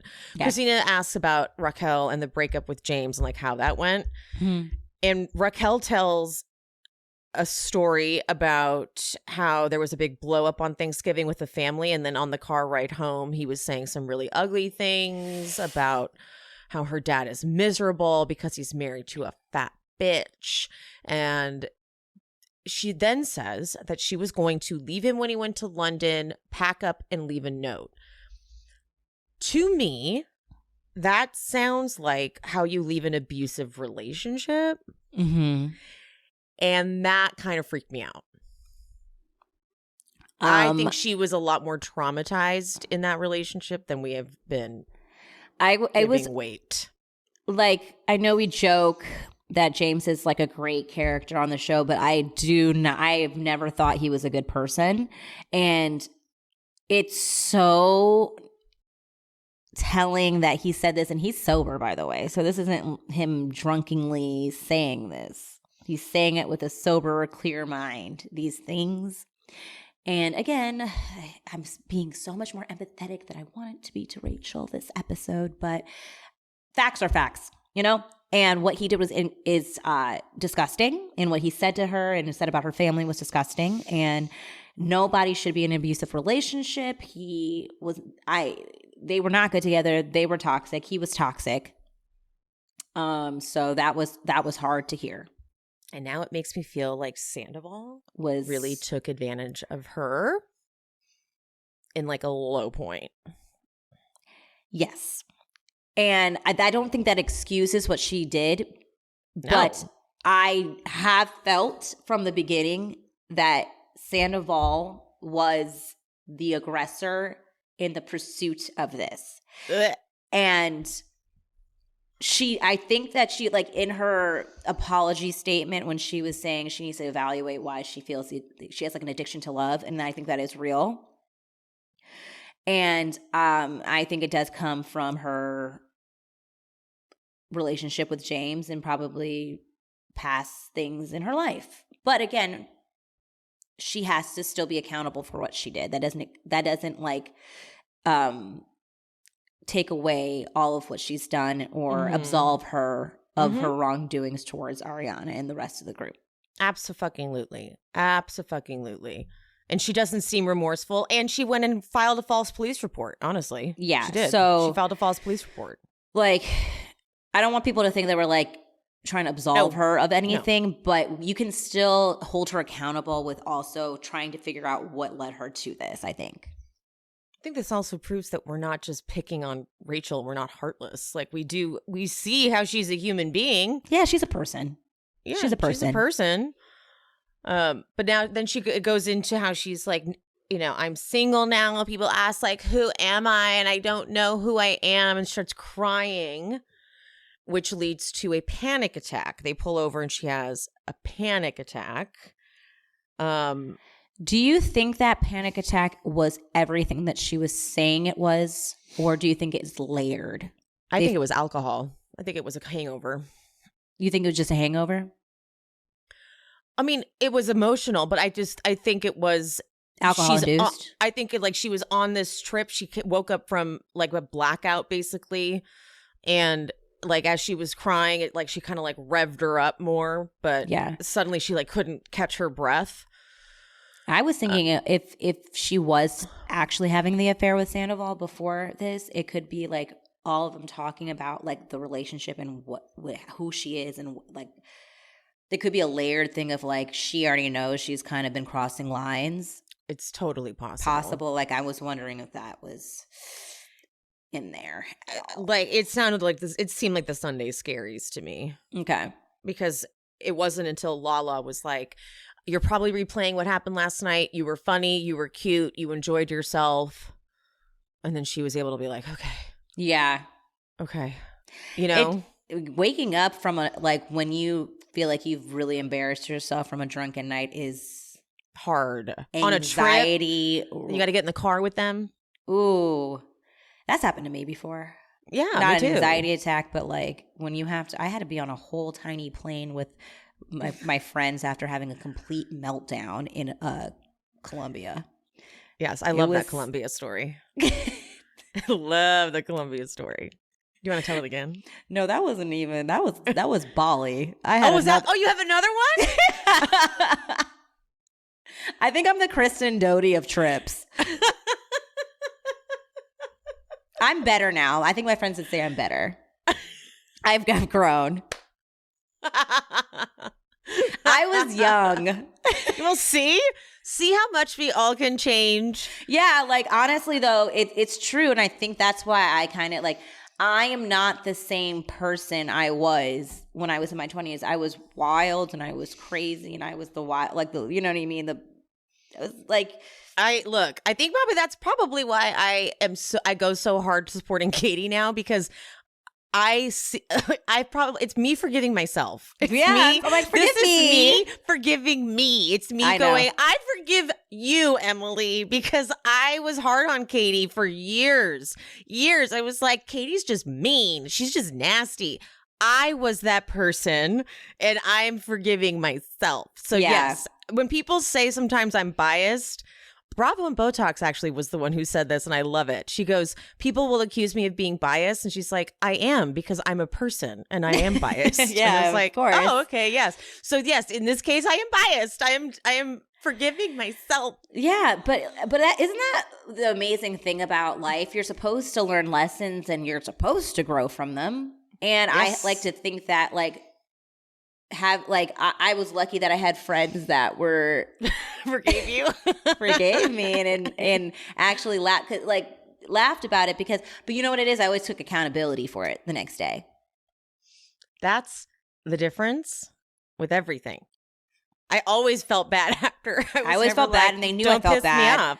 And they're like waiting for Pia to do her little apology tour. And I did, and I had to eat crow. And one of the Columbia one was, I think the Columbia one was the last straw where I was like, I don't think I have one more chance. This was it. So I'm just more cognizant now of my triggers when I'm abroad. And because it's hard to travel. That reminds me, I need to get my fucking passport renewed. It just expired. And I know what, like, if I'm drinking, what triggers me. Like, if I feel like you're making fun of me or like, or feel ganged up on, I go wild. And so like the initial teasing and then how I responded to it isn't justified. There we go. See? All right. I was dying, though, that Lala was getting it wrong. She was like, breathe in through your mouth, out through your nose. And she was getting it wrong. So Katie, as they were leaving, she's like, breathe in through your toes, out through the top of your head. Katie was killing it this episode. Of course she was, because Katie is doing the damn thing. That's why I'm just like Angela Bassett. Angela Bassett did the thing. So did Katie. I just, this is a PSA. I'm after this, I will not bring it up. Maybe I will. But everyone, please. Let's just let Katie be a different person. Yes, stop please. Judging her from when she was 24 or something. Yes, from 2013. Guys, remember 2013. Let's put this in perspective. 2013, Katie to 2023, Katie. Please just let her be able to have grown, and also remember she's now in a different place, and that she is now no longer with Schwartz. So she is it's different. So give her at least give her the opportunity to show you who she is currently today. Mm-hmm. Just try. Yeah. And that's kind of why with Sheena, I still give her so much hell, because she doesn't seem to have grown. Yeah, I don't see any progression. I think that is why I get so frustrated and annoyed with Sheena, and I maybe it seems like I pick on her because she doesn't seem like she's had any growth. And it's like people could be like, well, why can't you apply the same things that you're with Katie to Sheena? She hasn't earned it. She hasn't shown me anything different. I wasn't giving Katie this last season because I didn't feel like I saw it. I see it this season. I've seen it right off the bat, and there's been so many different examples and situations that have proven to me that she's grown. Take this whole Rachel stuff. Mm-hmm. Old Katie would have never given her the grace that she's given her. Mm-hmm. Yeah. Sheena is still doing things and tricks that she did in season 1. Season 2, season 3, season 4. Danny Pellegrino even brought up when he was like, she did the same thing in season 6 where she tried to hook up Brittany with Adam, but then at the reunion was like, I did not. What? No, I didn't. Yes, and I will like to say I did point that out. I don't know which podcast that was because we're covering 2 seasons, so I feel good that I was on it. Like I was thinking like the Danny Pellegrino. Well, we're always on the right side, right? Like we already know this is Sheena's MO, and I even with this coming out, I do think Sheena was played, but Sheena played into what we're seeing. And that's did you hear what Katie said about Sheena? Yes, and how she's like, yes, I do think there was an element of her getting played, but she still got her hands dirty. Yeah, and I think that we need to remember that because now what Sheena's trying to do, and I knew she would, is rewrite history. Like now, oh no, look at me, like I was the victim. Yes, you got played, but you were very happy to play the game. She kind of reminds me of Teddy, like with the whole with Puppygate. Like Teddy was very happy to set Dorit up until her hand got bitten, and then all of a sudden she's like, oh no, like Lisa played me. No, you got caught, and you were like, you never were like, you would have completely gone along with the Dorit plan had everything gone the way you thought. So it's like, if this Sandoval thing didn't come out, she would have still continued to be on this like, Katie is the one who caused me to do this, and now she's kind of flipping it to Rachel. So that's why I'm mad. Someone sent me a text as we were recording just now, and it was a post. Okay, hold on. Oh God, is there more that's coming out? Jesus. Hold on. I have to like figure out exactly what they're showing me here. Okay, so remember how Jamie, Sheena's friend Jamie on her podcast revealed that there was that video of Tom and Rachel talking that they were recording and doing like the funny voiceover of, which ended up being not great. Yeah. She says that the requests for this video are absurd. The show has it. So stay tuned. At Evolution USA, give the people what they want. Oh my God. Yeah. So just... I mean, that is a video I would like to see. Yeah, totally. So lots of requests for this. You may see it. I don't even know why I didn't think that, of course, that video is going to get leaked. Not leaked, but like... Well, so she's the only one who had it, so she submitted... I guess she gave it to Evolution. So do they own the rights to it, or if they don't play it, can she still play it? I don't know. That's what my question is. It's like, did you sell it to them? It looks like she... So it looks like she... I missed it. I missed her stories, but it looks like she posted in her stories a DMs that said, someone said, will you post the video of the two of them talking now that it's all out?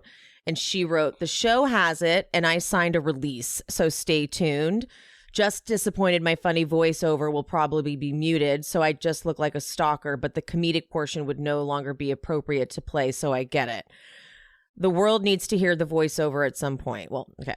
Because in case you guys missed it, she was recording it, her and another friend were doing like funny voiceovers to like when you do those like funny lip sync stuff or funny, you know what I'm talking about? Yeah. So they're like being perspective of what they think that the conversation is going. Like Yeah, it was a funny little voiceover.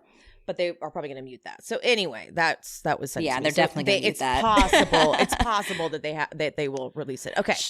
Cool. Anywho, we'll keep going. I am going to skip. They get to have a Sue. The Tom-Toms go. The Tom-Tom. They go into Tom.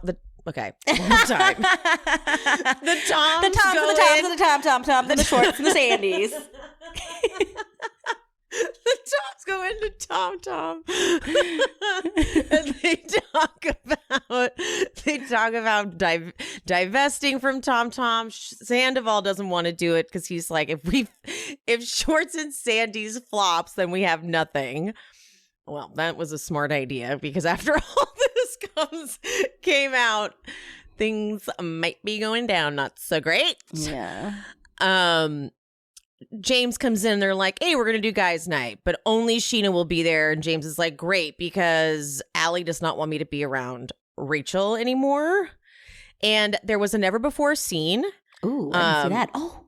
Yeah, there was never before scene. And it was at the lunch with James's mom.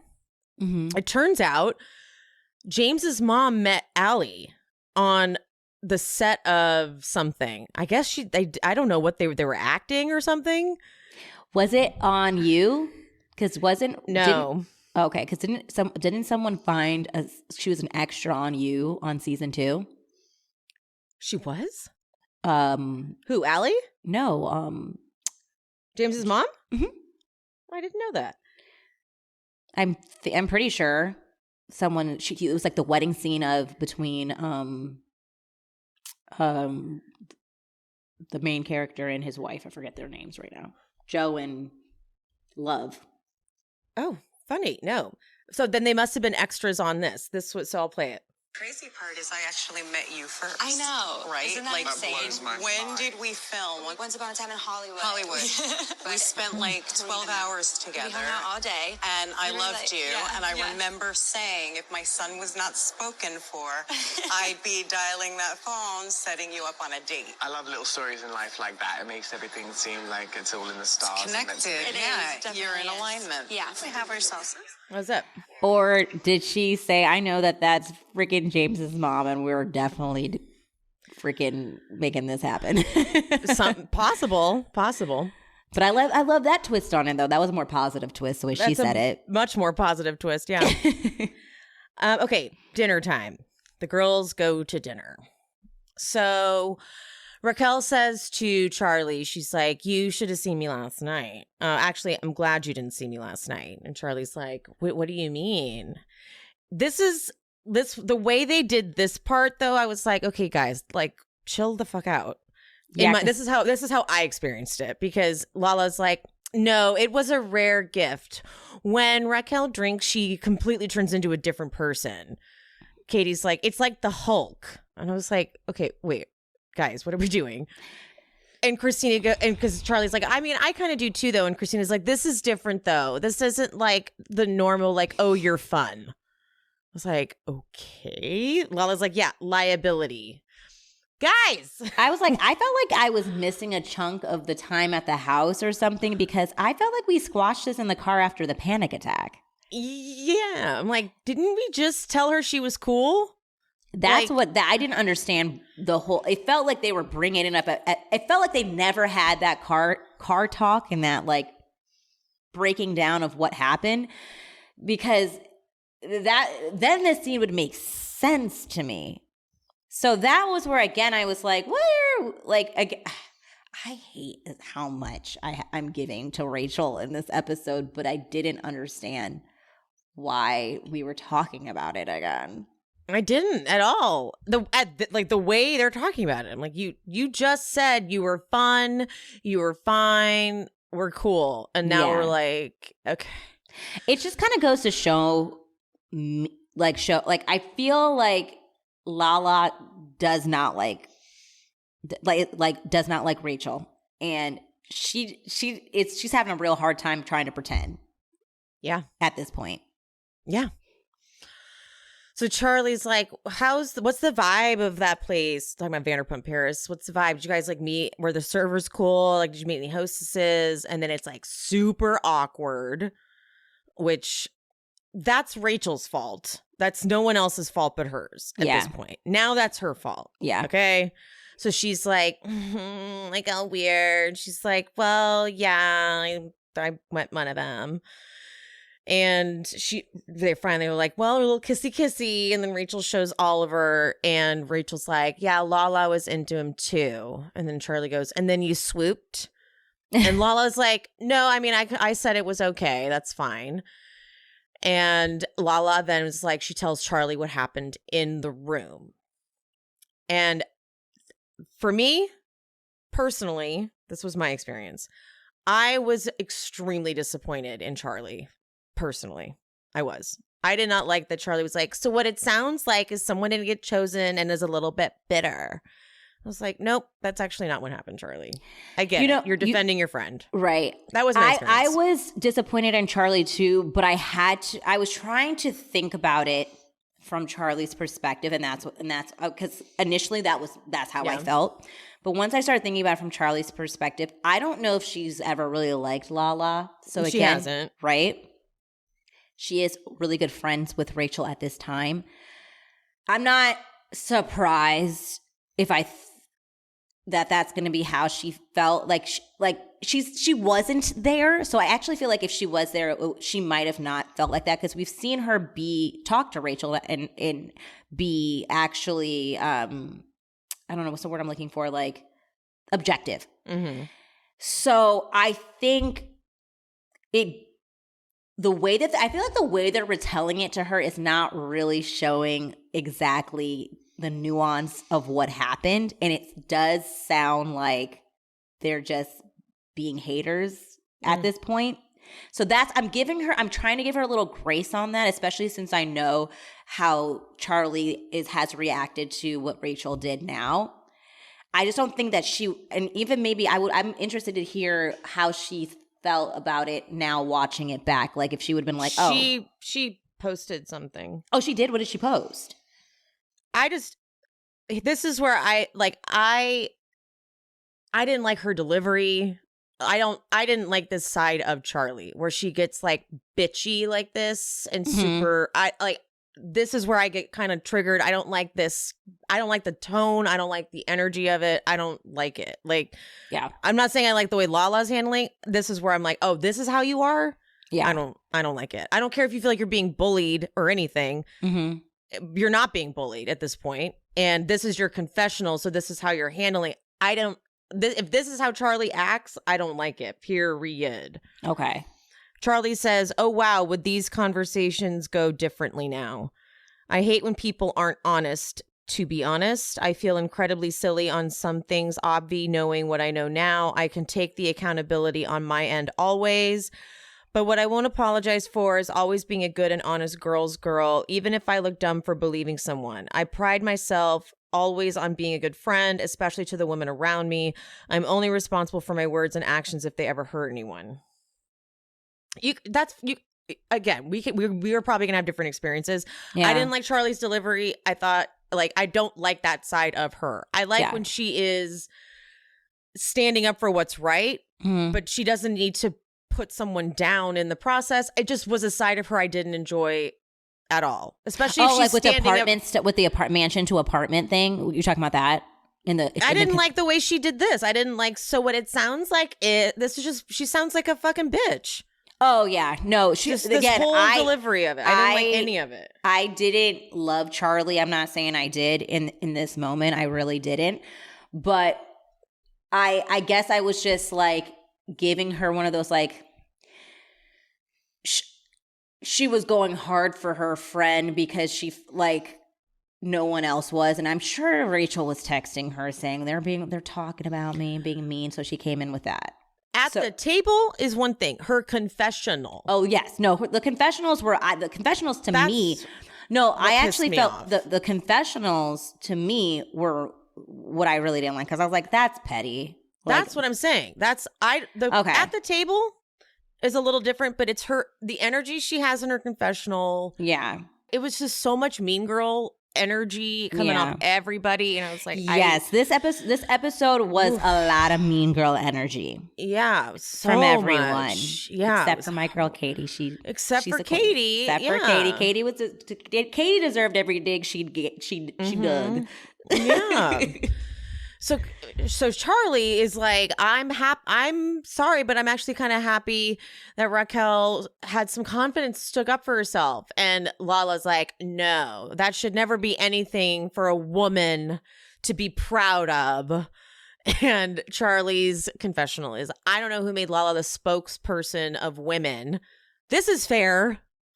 Because why are you the spokesperson of women, Lala? Yeah. But we need to find a new president manager. And then she's like, talk about how you went from a mansion to an apartment. I just don't want to celebrate this shit. This is where I just struggled. I struggled so much with this whole scene because I was like, I don't want anyone putting anyone else down at this point. I don't want any of you doing this. I don't want any of you like tearing one person down in order to like build the other friend up. Like, and I think we're going backwards. And you know what it is? And then that's again even putting Sheena into this. It's like, that's my issue. Everybody is like, everyone has picked a side, picked a team, and they're all going at each other with everything they have in the most terrible way. Yeah. Yes. And Charlie, again, it's like Raquel's finding her voice. And Lala's like, that's how you do it? The finding the voice at the expense of others. Yeah, finding your voice at the expense of others to me is never okay. I'm over that bullshit. Like, she's finding her voice. It's like, okay, guys, can we stop? When you put it in that like very simplistic of terms, but then Raquel tries. She kind of fucks up at first. She's like, if anybody should be on edge about you being with their man, I'm like, finish it. If you're gonna say it, you have to finish it. Because Lala's like, and I'm like, I was scared. I'm like, please have a follow up because if you're gonna start this, you've got to. I know. I'm like, please go. And finally, she goes, you slept with James. And for me, when Lala said, you got to get over it, baby. You got to get over it. I went, you just told her, like, I don't know the exact time, but like maybe a month ago. It's not like Raquel knew about it 6 years ago and has had 6 years to get over it. Right. She just found out about it. It's a fresh wound. Raquel's like, you slept with my man. And Lala goes, I was drinking. Okay. I'm circling back to what I said back then. Part of the steps, if she thought that was her making an amends, that's not how you do it. That's not the fourth step. You don't do it like that. You don't just go, okay, so I would like to tell you right now on camera in front of Katie, and it's not an apology. I'm just going to say, like, I slept with James. Are we cool? No. That's not how you do it. And so then Raquel says, I was drinking too, which proves that Lala didn't properly make an amends. That wasn't how you make an amends. Because if you make an amends, anyone who's in AA right now is screaming, agreed, because it's not. So, but from Lala's stories she posted last night, there was something that they left out. This was the clip. So when Raquel says, I was drinking too, this was the follow-up. That was said that obviously didn't make it in. I say to Raquel, you're talking about 6 years ago, and I was drinking. And she says, and I was drinking, Lala. And I said, well, if you're going to compare your actions to my actions, and I'm an alcoholic and I got sober due to my actions, you should probably look into your drinking. She then says, cheers to ginger ale. That's why I'm drinking ginger ale. She was drinking ginger ale that night, not because she was looking into her drinking, but because, she was hungover. What happened in the car was an episode of the Sunday Scaries. Been there a million times. Anywho, then Lala's like, need I remind you, you just tried to make out with Schwartzy. Facts. Charlie does also remind her, like, you did just tell her, though, about the James makeout. So, like, you should give her a little bit of time to process that, and you've given her none.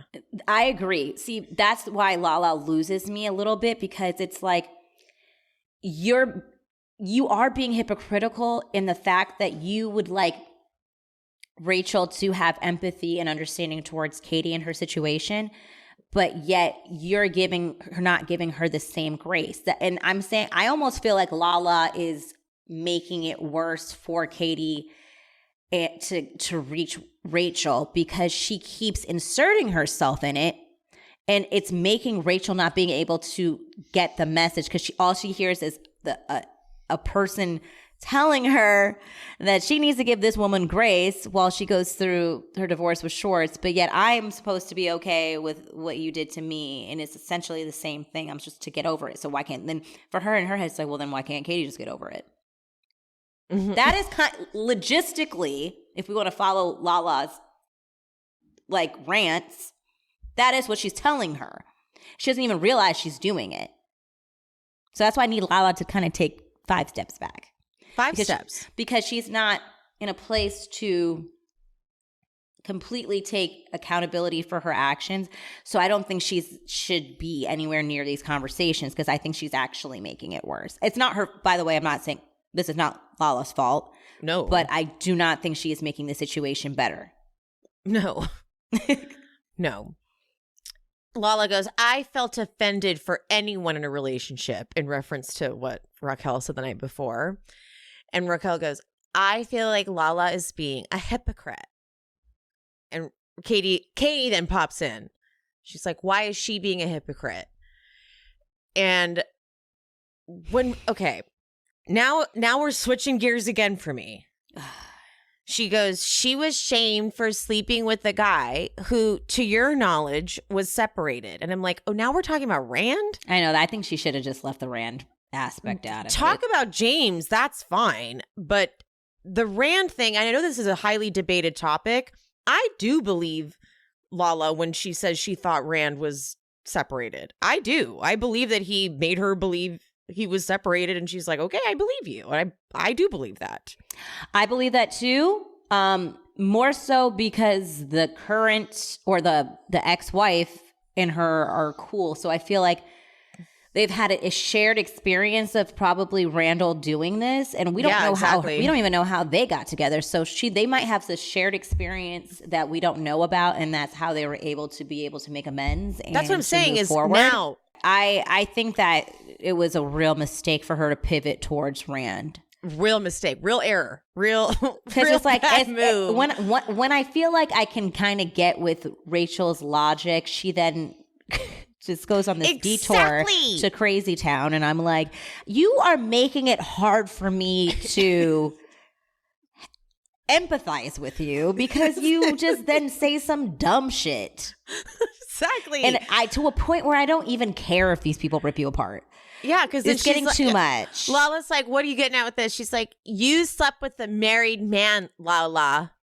And Katie goes, and you tried to sleep with with a still married man. And Raquel goes, literally entertained the idea. Do you hear yourself? I would have been so annoyed in this whole conversation. And Katie gets choked up because she's so angry / sad. She's like, I've been very, very gracious. I could literally light your ass on fire for what you've done. And then she goes, okay, I didn't make out with Schwartz. And I'm so glad that Lala goes, stop taking credit for not making out with Schwartz. The only reason it didn't happen is because he didn't make out with you. Like, stop. That's exactly my problem here with Rachel. Stop taking credit like you were like, you know what, I can't. You would have. Exactly. She would have. Yeah, that was the best point Lala made the entire trip, actually. That was the most clear, concise point she made. And see, if you take 5 steps back and just interject at right times, your point comes across very clearly. Yes. Let Katie lead. You interject here and there. Don't lead, though. Don't lead. So Raquel goes, you slept with a married man if you break it down. Lala's like, I don't need you to break it down, which is true. She doesn't need you to break it down. What are you doing? This is where you lose me. Now I'm lost. Now I'm mad. Now I'm annoyed. Now I'm this is disrespectful. It is.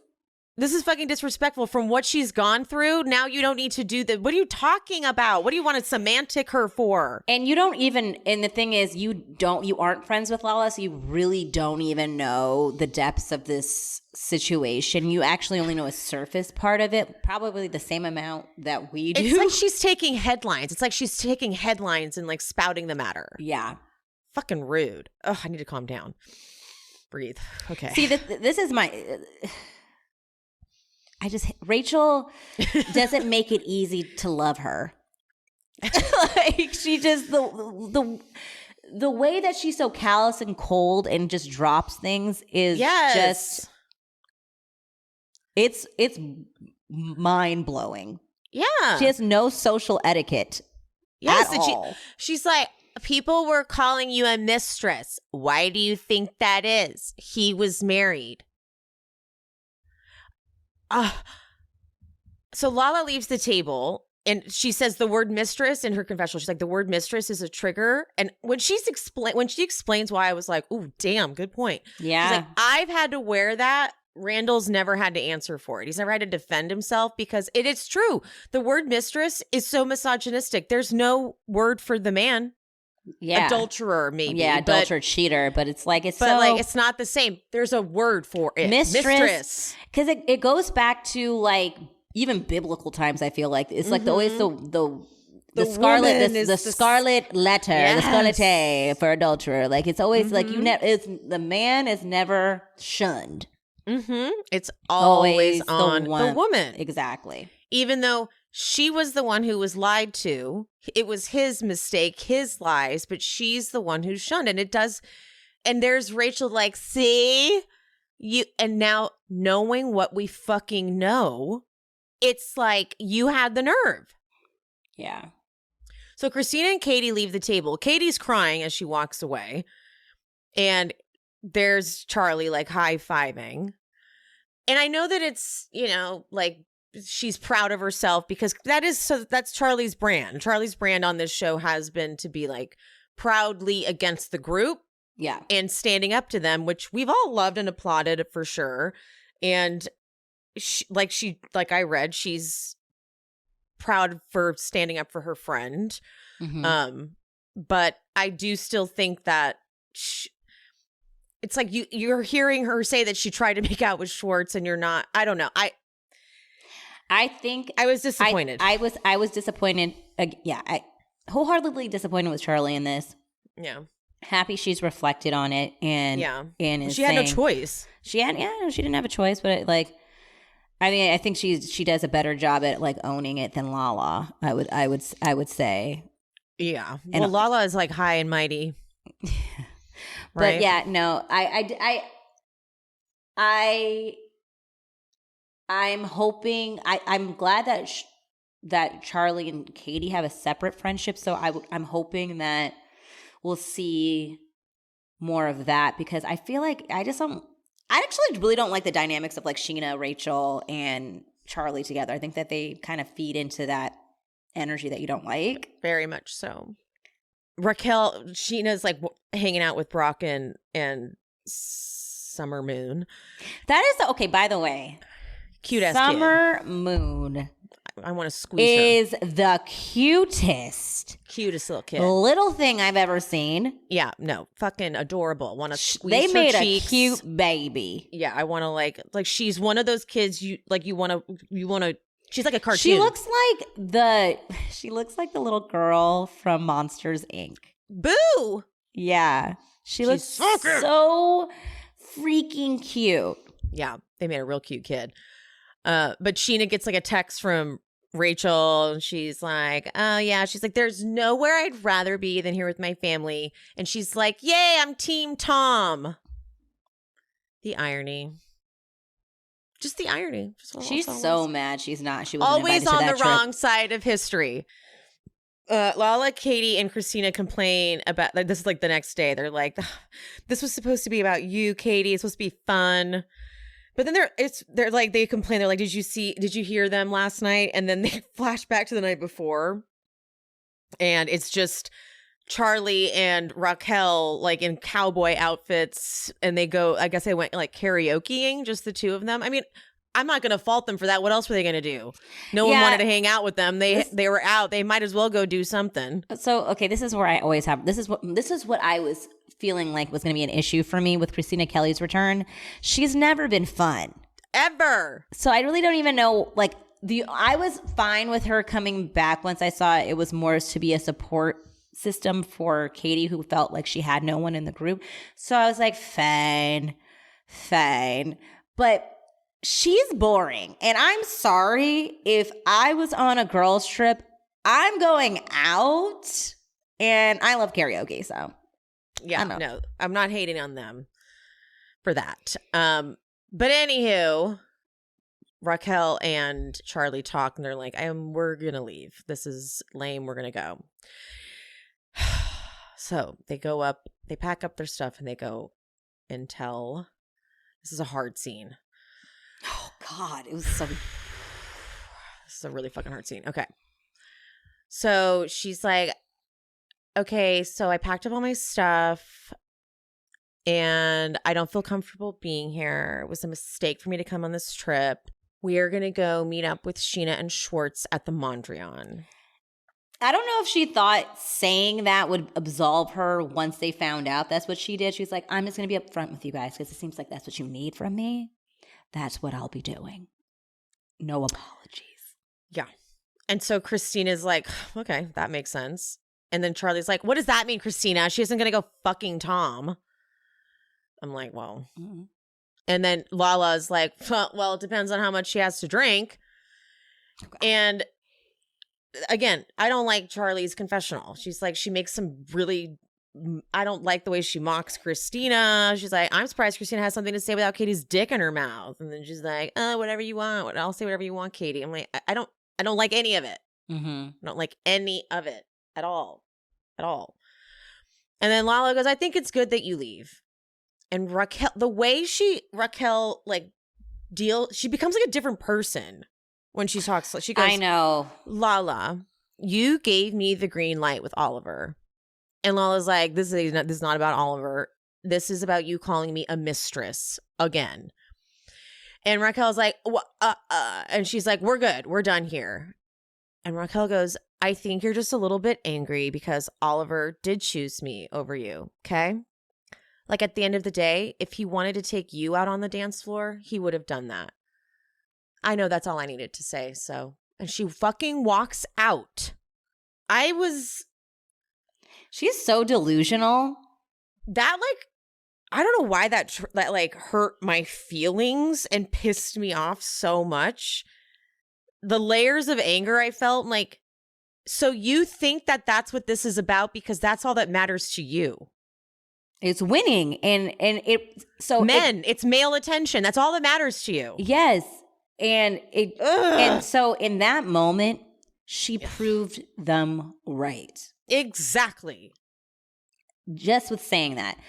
You proved to them that is who you are and who you always have been, apparently, now that we know about Sandoval. That's disgusting. I was really mad, too, because it was so, like, oh, my God, you're so clueless. You really think that this is what anybody's thinking about Oliver? By the way, Oliver would have made out with anybody at that table. I guaranteed. But that's besides the point. Honey, like, you're not comprehending the severity of all the things that you guys have talked about this weekend. And you're reducing it to Oliver wanted me and you're mad. That's not what happened. And if he wanted to take you on the dance floor, he would have, but he picked me. Yeah, and it's like actually, she 100% would have got him if she tried harder. If she didn't even try a little. So gross. She has a real issue. She really does need help. Ugh. It was so upsetting. She really needs help. It changed the whole thing. It was like, never mind. It was up until this point, there's all this like, maybe, oh my God, I feel kind of, okay, never mind. So you proved them right. You proved them right. Fine. And then Charlie, fuck that lip balm girl. Don't bring her anywhere with that dry ass hair. Charlie, whatever. Guy, like, okay, done. And Lala and Kristina are like, Charlie's part of the problem, so reevaluate that friendship. So they go on a boat, like for a lake party, and there are these like funny looking dudes on the boat next to them who get wasted, and they have like a little boat party moment that lasts for a little bit of time. So they try to have fun. Mm-hmm. But back at Schwartz and Sandy's, poor Ariana, she is a wreck. She's trying her best to like pull it together, but putting down a dog that many years is so hard. Ugh. They do a tasting. It turns out I've worked with the chef Frankie. Oh, you have? I worked with him at a place called Free Play. Oh, cool. Is he good? Yes, he actually wasn't like the chef at the time. He was one of like the like underneath. It was like a big chef, Chef Timothy Hollingsworth, and then the sous chef, and then Frankie was underneath. But I'm happy he's got this opportunity. But unfortunately, it's Schwartz and Sandy's, and that's, who knows. Yeah. Greg seems to like the food, so Sandoval's like, I'm hoping that we can get open earlier and not have to take money out of TomTom. Like, why is this guy like holding the place up so much? This is ridiculous. Yeah. Okay, back in Havasu, they did the Schwartz pinata. I completely forgot about the green pants line when he's like, so much for sex on vacation. And she's like, okay, green pants. I forgot about that line. I did too, actually. Put that on a shirt. That's good. Inside is tequila, condoms, and a vibrator or vibrators. Tequila, Katie. Yeah. Katie it's sweet because Lala's like, I know it's like, oh, you're happy it's over, but is there anything you miss? And she starts crying. I started crying. I fully started crying when she's like, yeah, he was my best friend, but I couldn't stay with my best friend. I just needed more. And she's like, this is why when I ask people for support, and like not to get involved, it's because it's hard. I was fully crying, fully crying. Anywho, now we get to guys' night. I did not finish taking notes on guys' night. As you can see, it says need notes. I did not finish taking notes on guys' night. I don't remember why I needed notes. It says James' confessional needs notes. I feel like it was just because it was funny. I don't remember what he said, but I know he was like, God damn, like I just told, I feel like it was ending on his confessional. Well, no, it wasn't.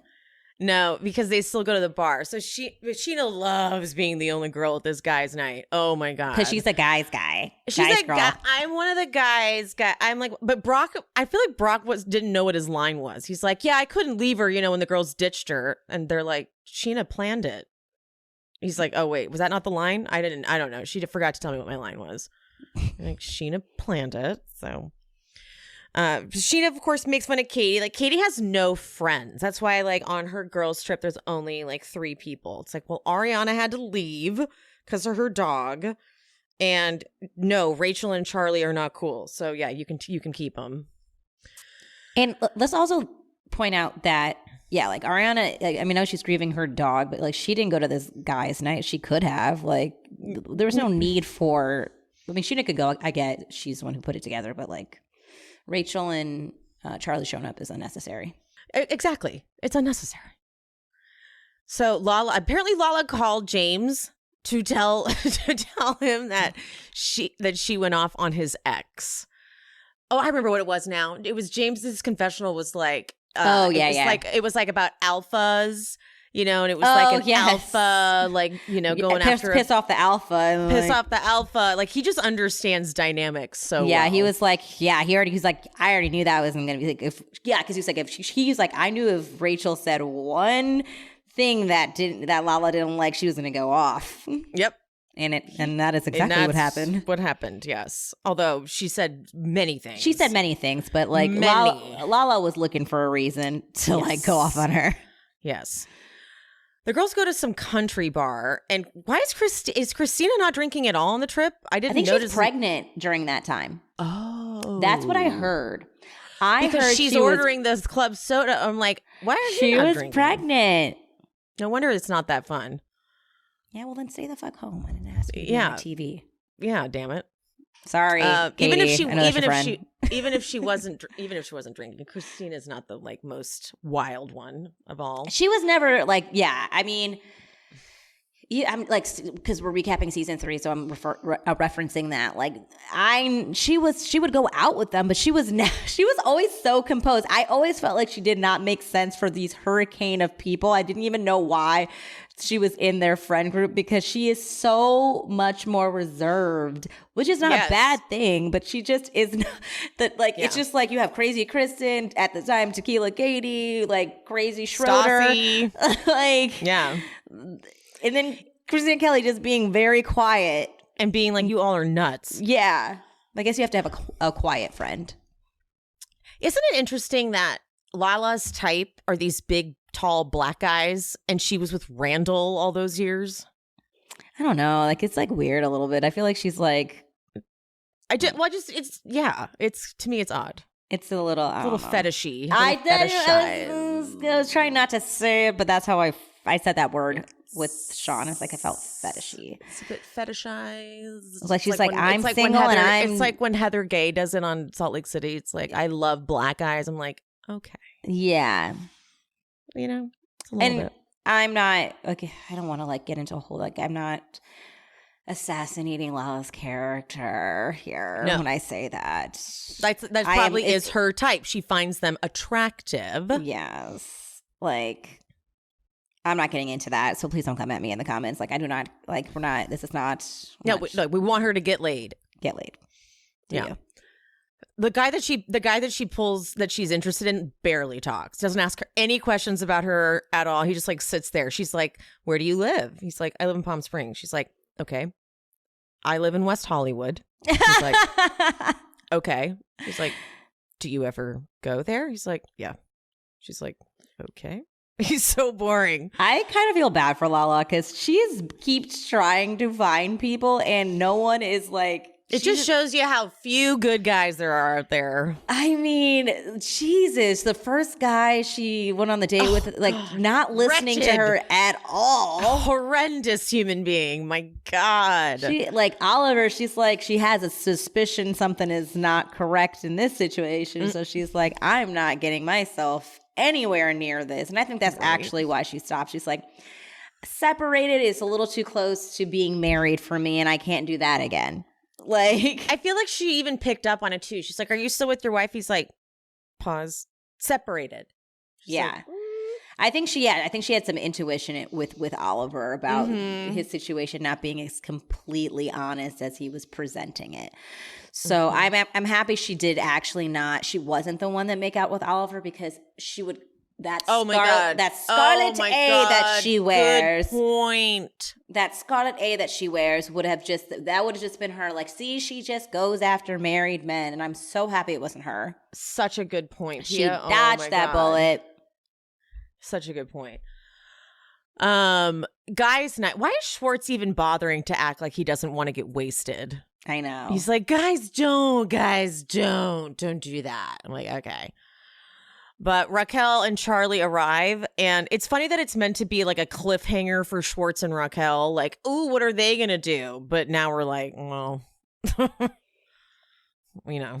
And did you see Tom's face? They panned to him. Sandoval's? Yeah. Oh, yeah. Sorry. Yeah, Tom Sandoval's face when he was Raquel so happy. And Schwartz. Yeah. He lit up. He lit up, but it also looked like it was tense. Like, he's like, but I also don't want too much to happen. Like, you know what I mean? Like, it felt like a very layered response facially. Especially knowing what we know now. I probably wouldn't have picked up on that had we not known. I just would have thought he was like, yeah, do it. But now I'm like, I also see a twink of like, don't do too much, because that's my girl. Ew. I know. It's disgusting. Oh. I know. Ah. Well, that's the end of this one. All right, guys. This is a good long episode for you. Oh, yeah. This was a long one. Well, it's hard not. So the episodes itself, I feel like the recaps aren't that long, but because of all of the information that keeps coming on a day-to-day basis, it's like, you can't even like get to the episode without like having to climb through all of the mess of this scandal. Like, it's insane. And I cannot believe more information keeps coming out every day. Like, I know. When it first dropped, I said, oh, this will be it. I'm happy that it's a collective feeling that everyone's exhausted, and it's not. Yeah, just me. I thought like I was just the degenerate that was wasting my time and life. No, focusing on it. I was happy that my For You page started to go back to other things, because as much as I was like really like I was like in a that was a troll. I was like in a dark hole. I was I felt like I was in a hole too. But I'm like it got to a point where I was like now if I do see a video. It's a lot of the information that people are making videos are redundant now. Yeah. So I'm like, I fucking know this. Also, I think part of why it's halted a bit is because they did start filming and productions like we can't, like it's all story, so we can't release too much more because it's part of the show. Yeah. So, and like save it for the reunion, guys. Again, I just think if anyone's going to Zoom, it should be Sheena. 100%. If Rachel does Zoom, I need to know an explanation of why they chose to have her do it instead of Sheena. And because the only explanation would be is that they said that they would have Sheena do it, but Rachel was like, no, I would just prefer to Zoom, and she was refusing to be in person. And I need her to admit that. Can she refuse? It's like I think if she refuses, then she should be fired. And the thing is, I don't think that she should be fired from the show because of the scandal. I think she should be fired from the show. Breach of contract. Yeah, if she's willing to do the crime and not pay, like that's the whole point of the show. You do shit. You go to the reunion and you talk about it. You don't get to sit it out because it got a little too hard. It got a little too real. Mm-hmm. I know people are going to say, but Lisa Vanderpump. I give Lisa Vanderpump a pass because she shouldn't have done the season. She should have sat the whole fucking season out. Her mom and brother died in the same year. She shouldn't have been there at all. That is the only saving. I would have been mad at Lisa if it wasn't for that. But no. You have to come. And if you don't come, or if they can find out that you did this whole restraining order so you didn't have to come, you need to be fired. Yeah, it feels like that restraining order was exactly what we predicted. A loophole to get out of the fucking reunion. Yeah, because it's like, I don't want to, because it's like, am I going to waste my time watching you next season for you not to show up again?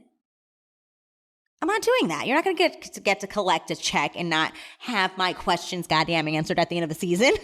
I want to feel your presence in the room with them. I want to feel that tension. I want to feel it. Yeah, and this is I want Sheena to be in the room too. I would love all of them to be in the room. She's making it where it can't happen. Yeah. So unfortunately, I feel like Sheena should be the person to Zoom because she's not going to. The whole season is about Rachel, regardless if this came out. And now the cherry on top of that is the scandal. So she's completely everything. If she's not there, then what's the point of the reunion? There's none. Damn it. None. That's it. Okay, people. And you better hear us. When Danny Pellegrino asked, I know, I was Andy so happy. Andy was like, we got it. It's like, you better got it. And I got it. But that's why I was so happy. He was like, in person, because it's like, yeah, it's like, we know you got it. Like saying she's going to be on Zoom, but do you got it? But do you, because that's not what we want. We need to be very clear with you. In person. I don't trust Andy. You got it. I don't do you. You've not got it before. He's not a producer on Vanderpump Rules anymore though. So he has no pull. Shit. Yeah, no, he just does the reunions. He doesn't have pull. He does not have pull. Who That's what. Do I need to contact? Yeah. Well, Kiki's probably. I'm gonna reach out. Well, I'll make some help. I'll message some people. Someone help. Message some people.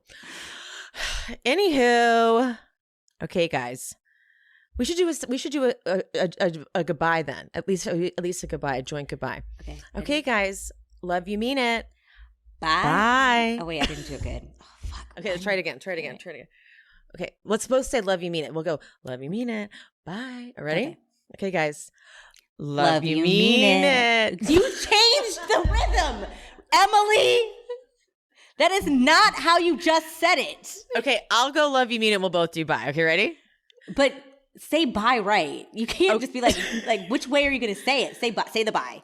Bye. Bye. Don't fucking change it. Well, we can both say bye different, just to say it together at some. Just say it together. Okay. Okay, guys. Love you, mean it. Bye. Bye. I hope you guys enjoyed the show. If you did, would you mind leaving me a 5-star rating and review on whatever platform you are listening? If you're watching on YouTube, don't forget there's the super thanks option down at the bottom, the little button with the $ and the heart. And also I'm on buymeacoffee.com/SheSpeaksBravo if you want to buy me a little coffee or 2 or 5. And my Patreon, that is where I'm covering all of the classic Bravo jams. If you want to follow me over there and subscribe, link is in the description. And follow me on Instagram and TikTok at She Speaks Bravo. And whoever the guest was for today, all their information is always in the episode description. So if you want to follow them and check them out, check there for the info. And any of the sponsor codes that I mentioned in this episode will also be in the description. I love you guys. Thank you so much. I appreciate you. And I'll see you next time. Bye.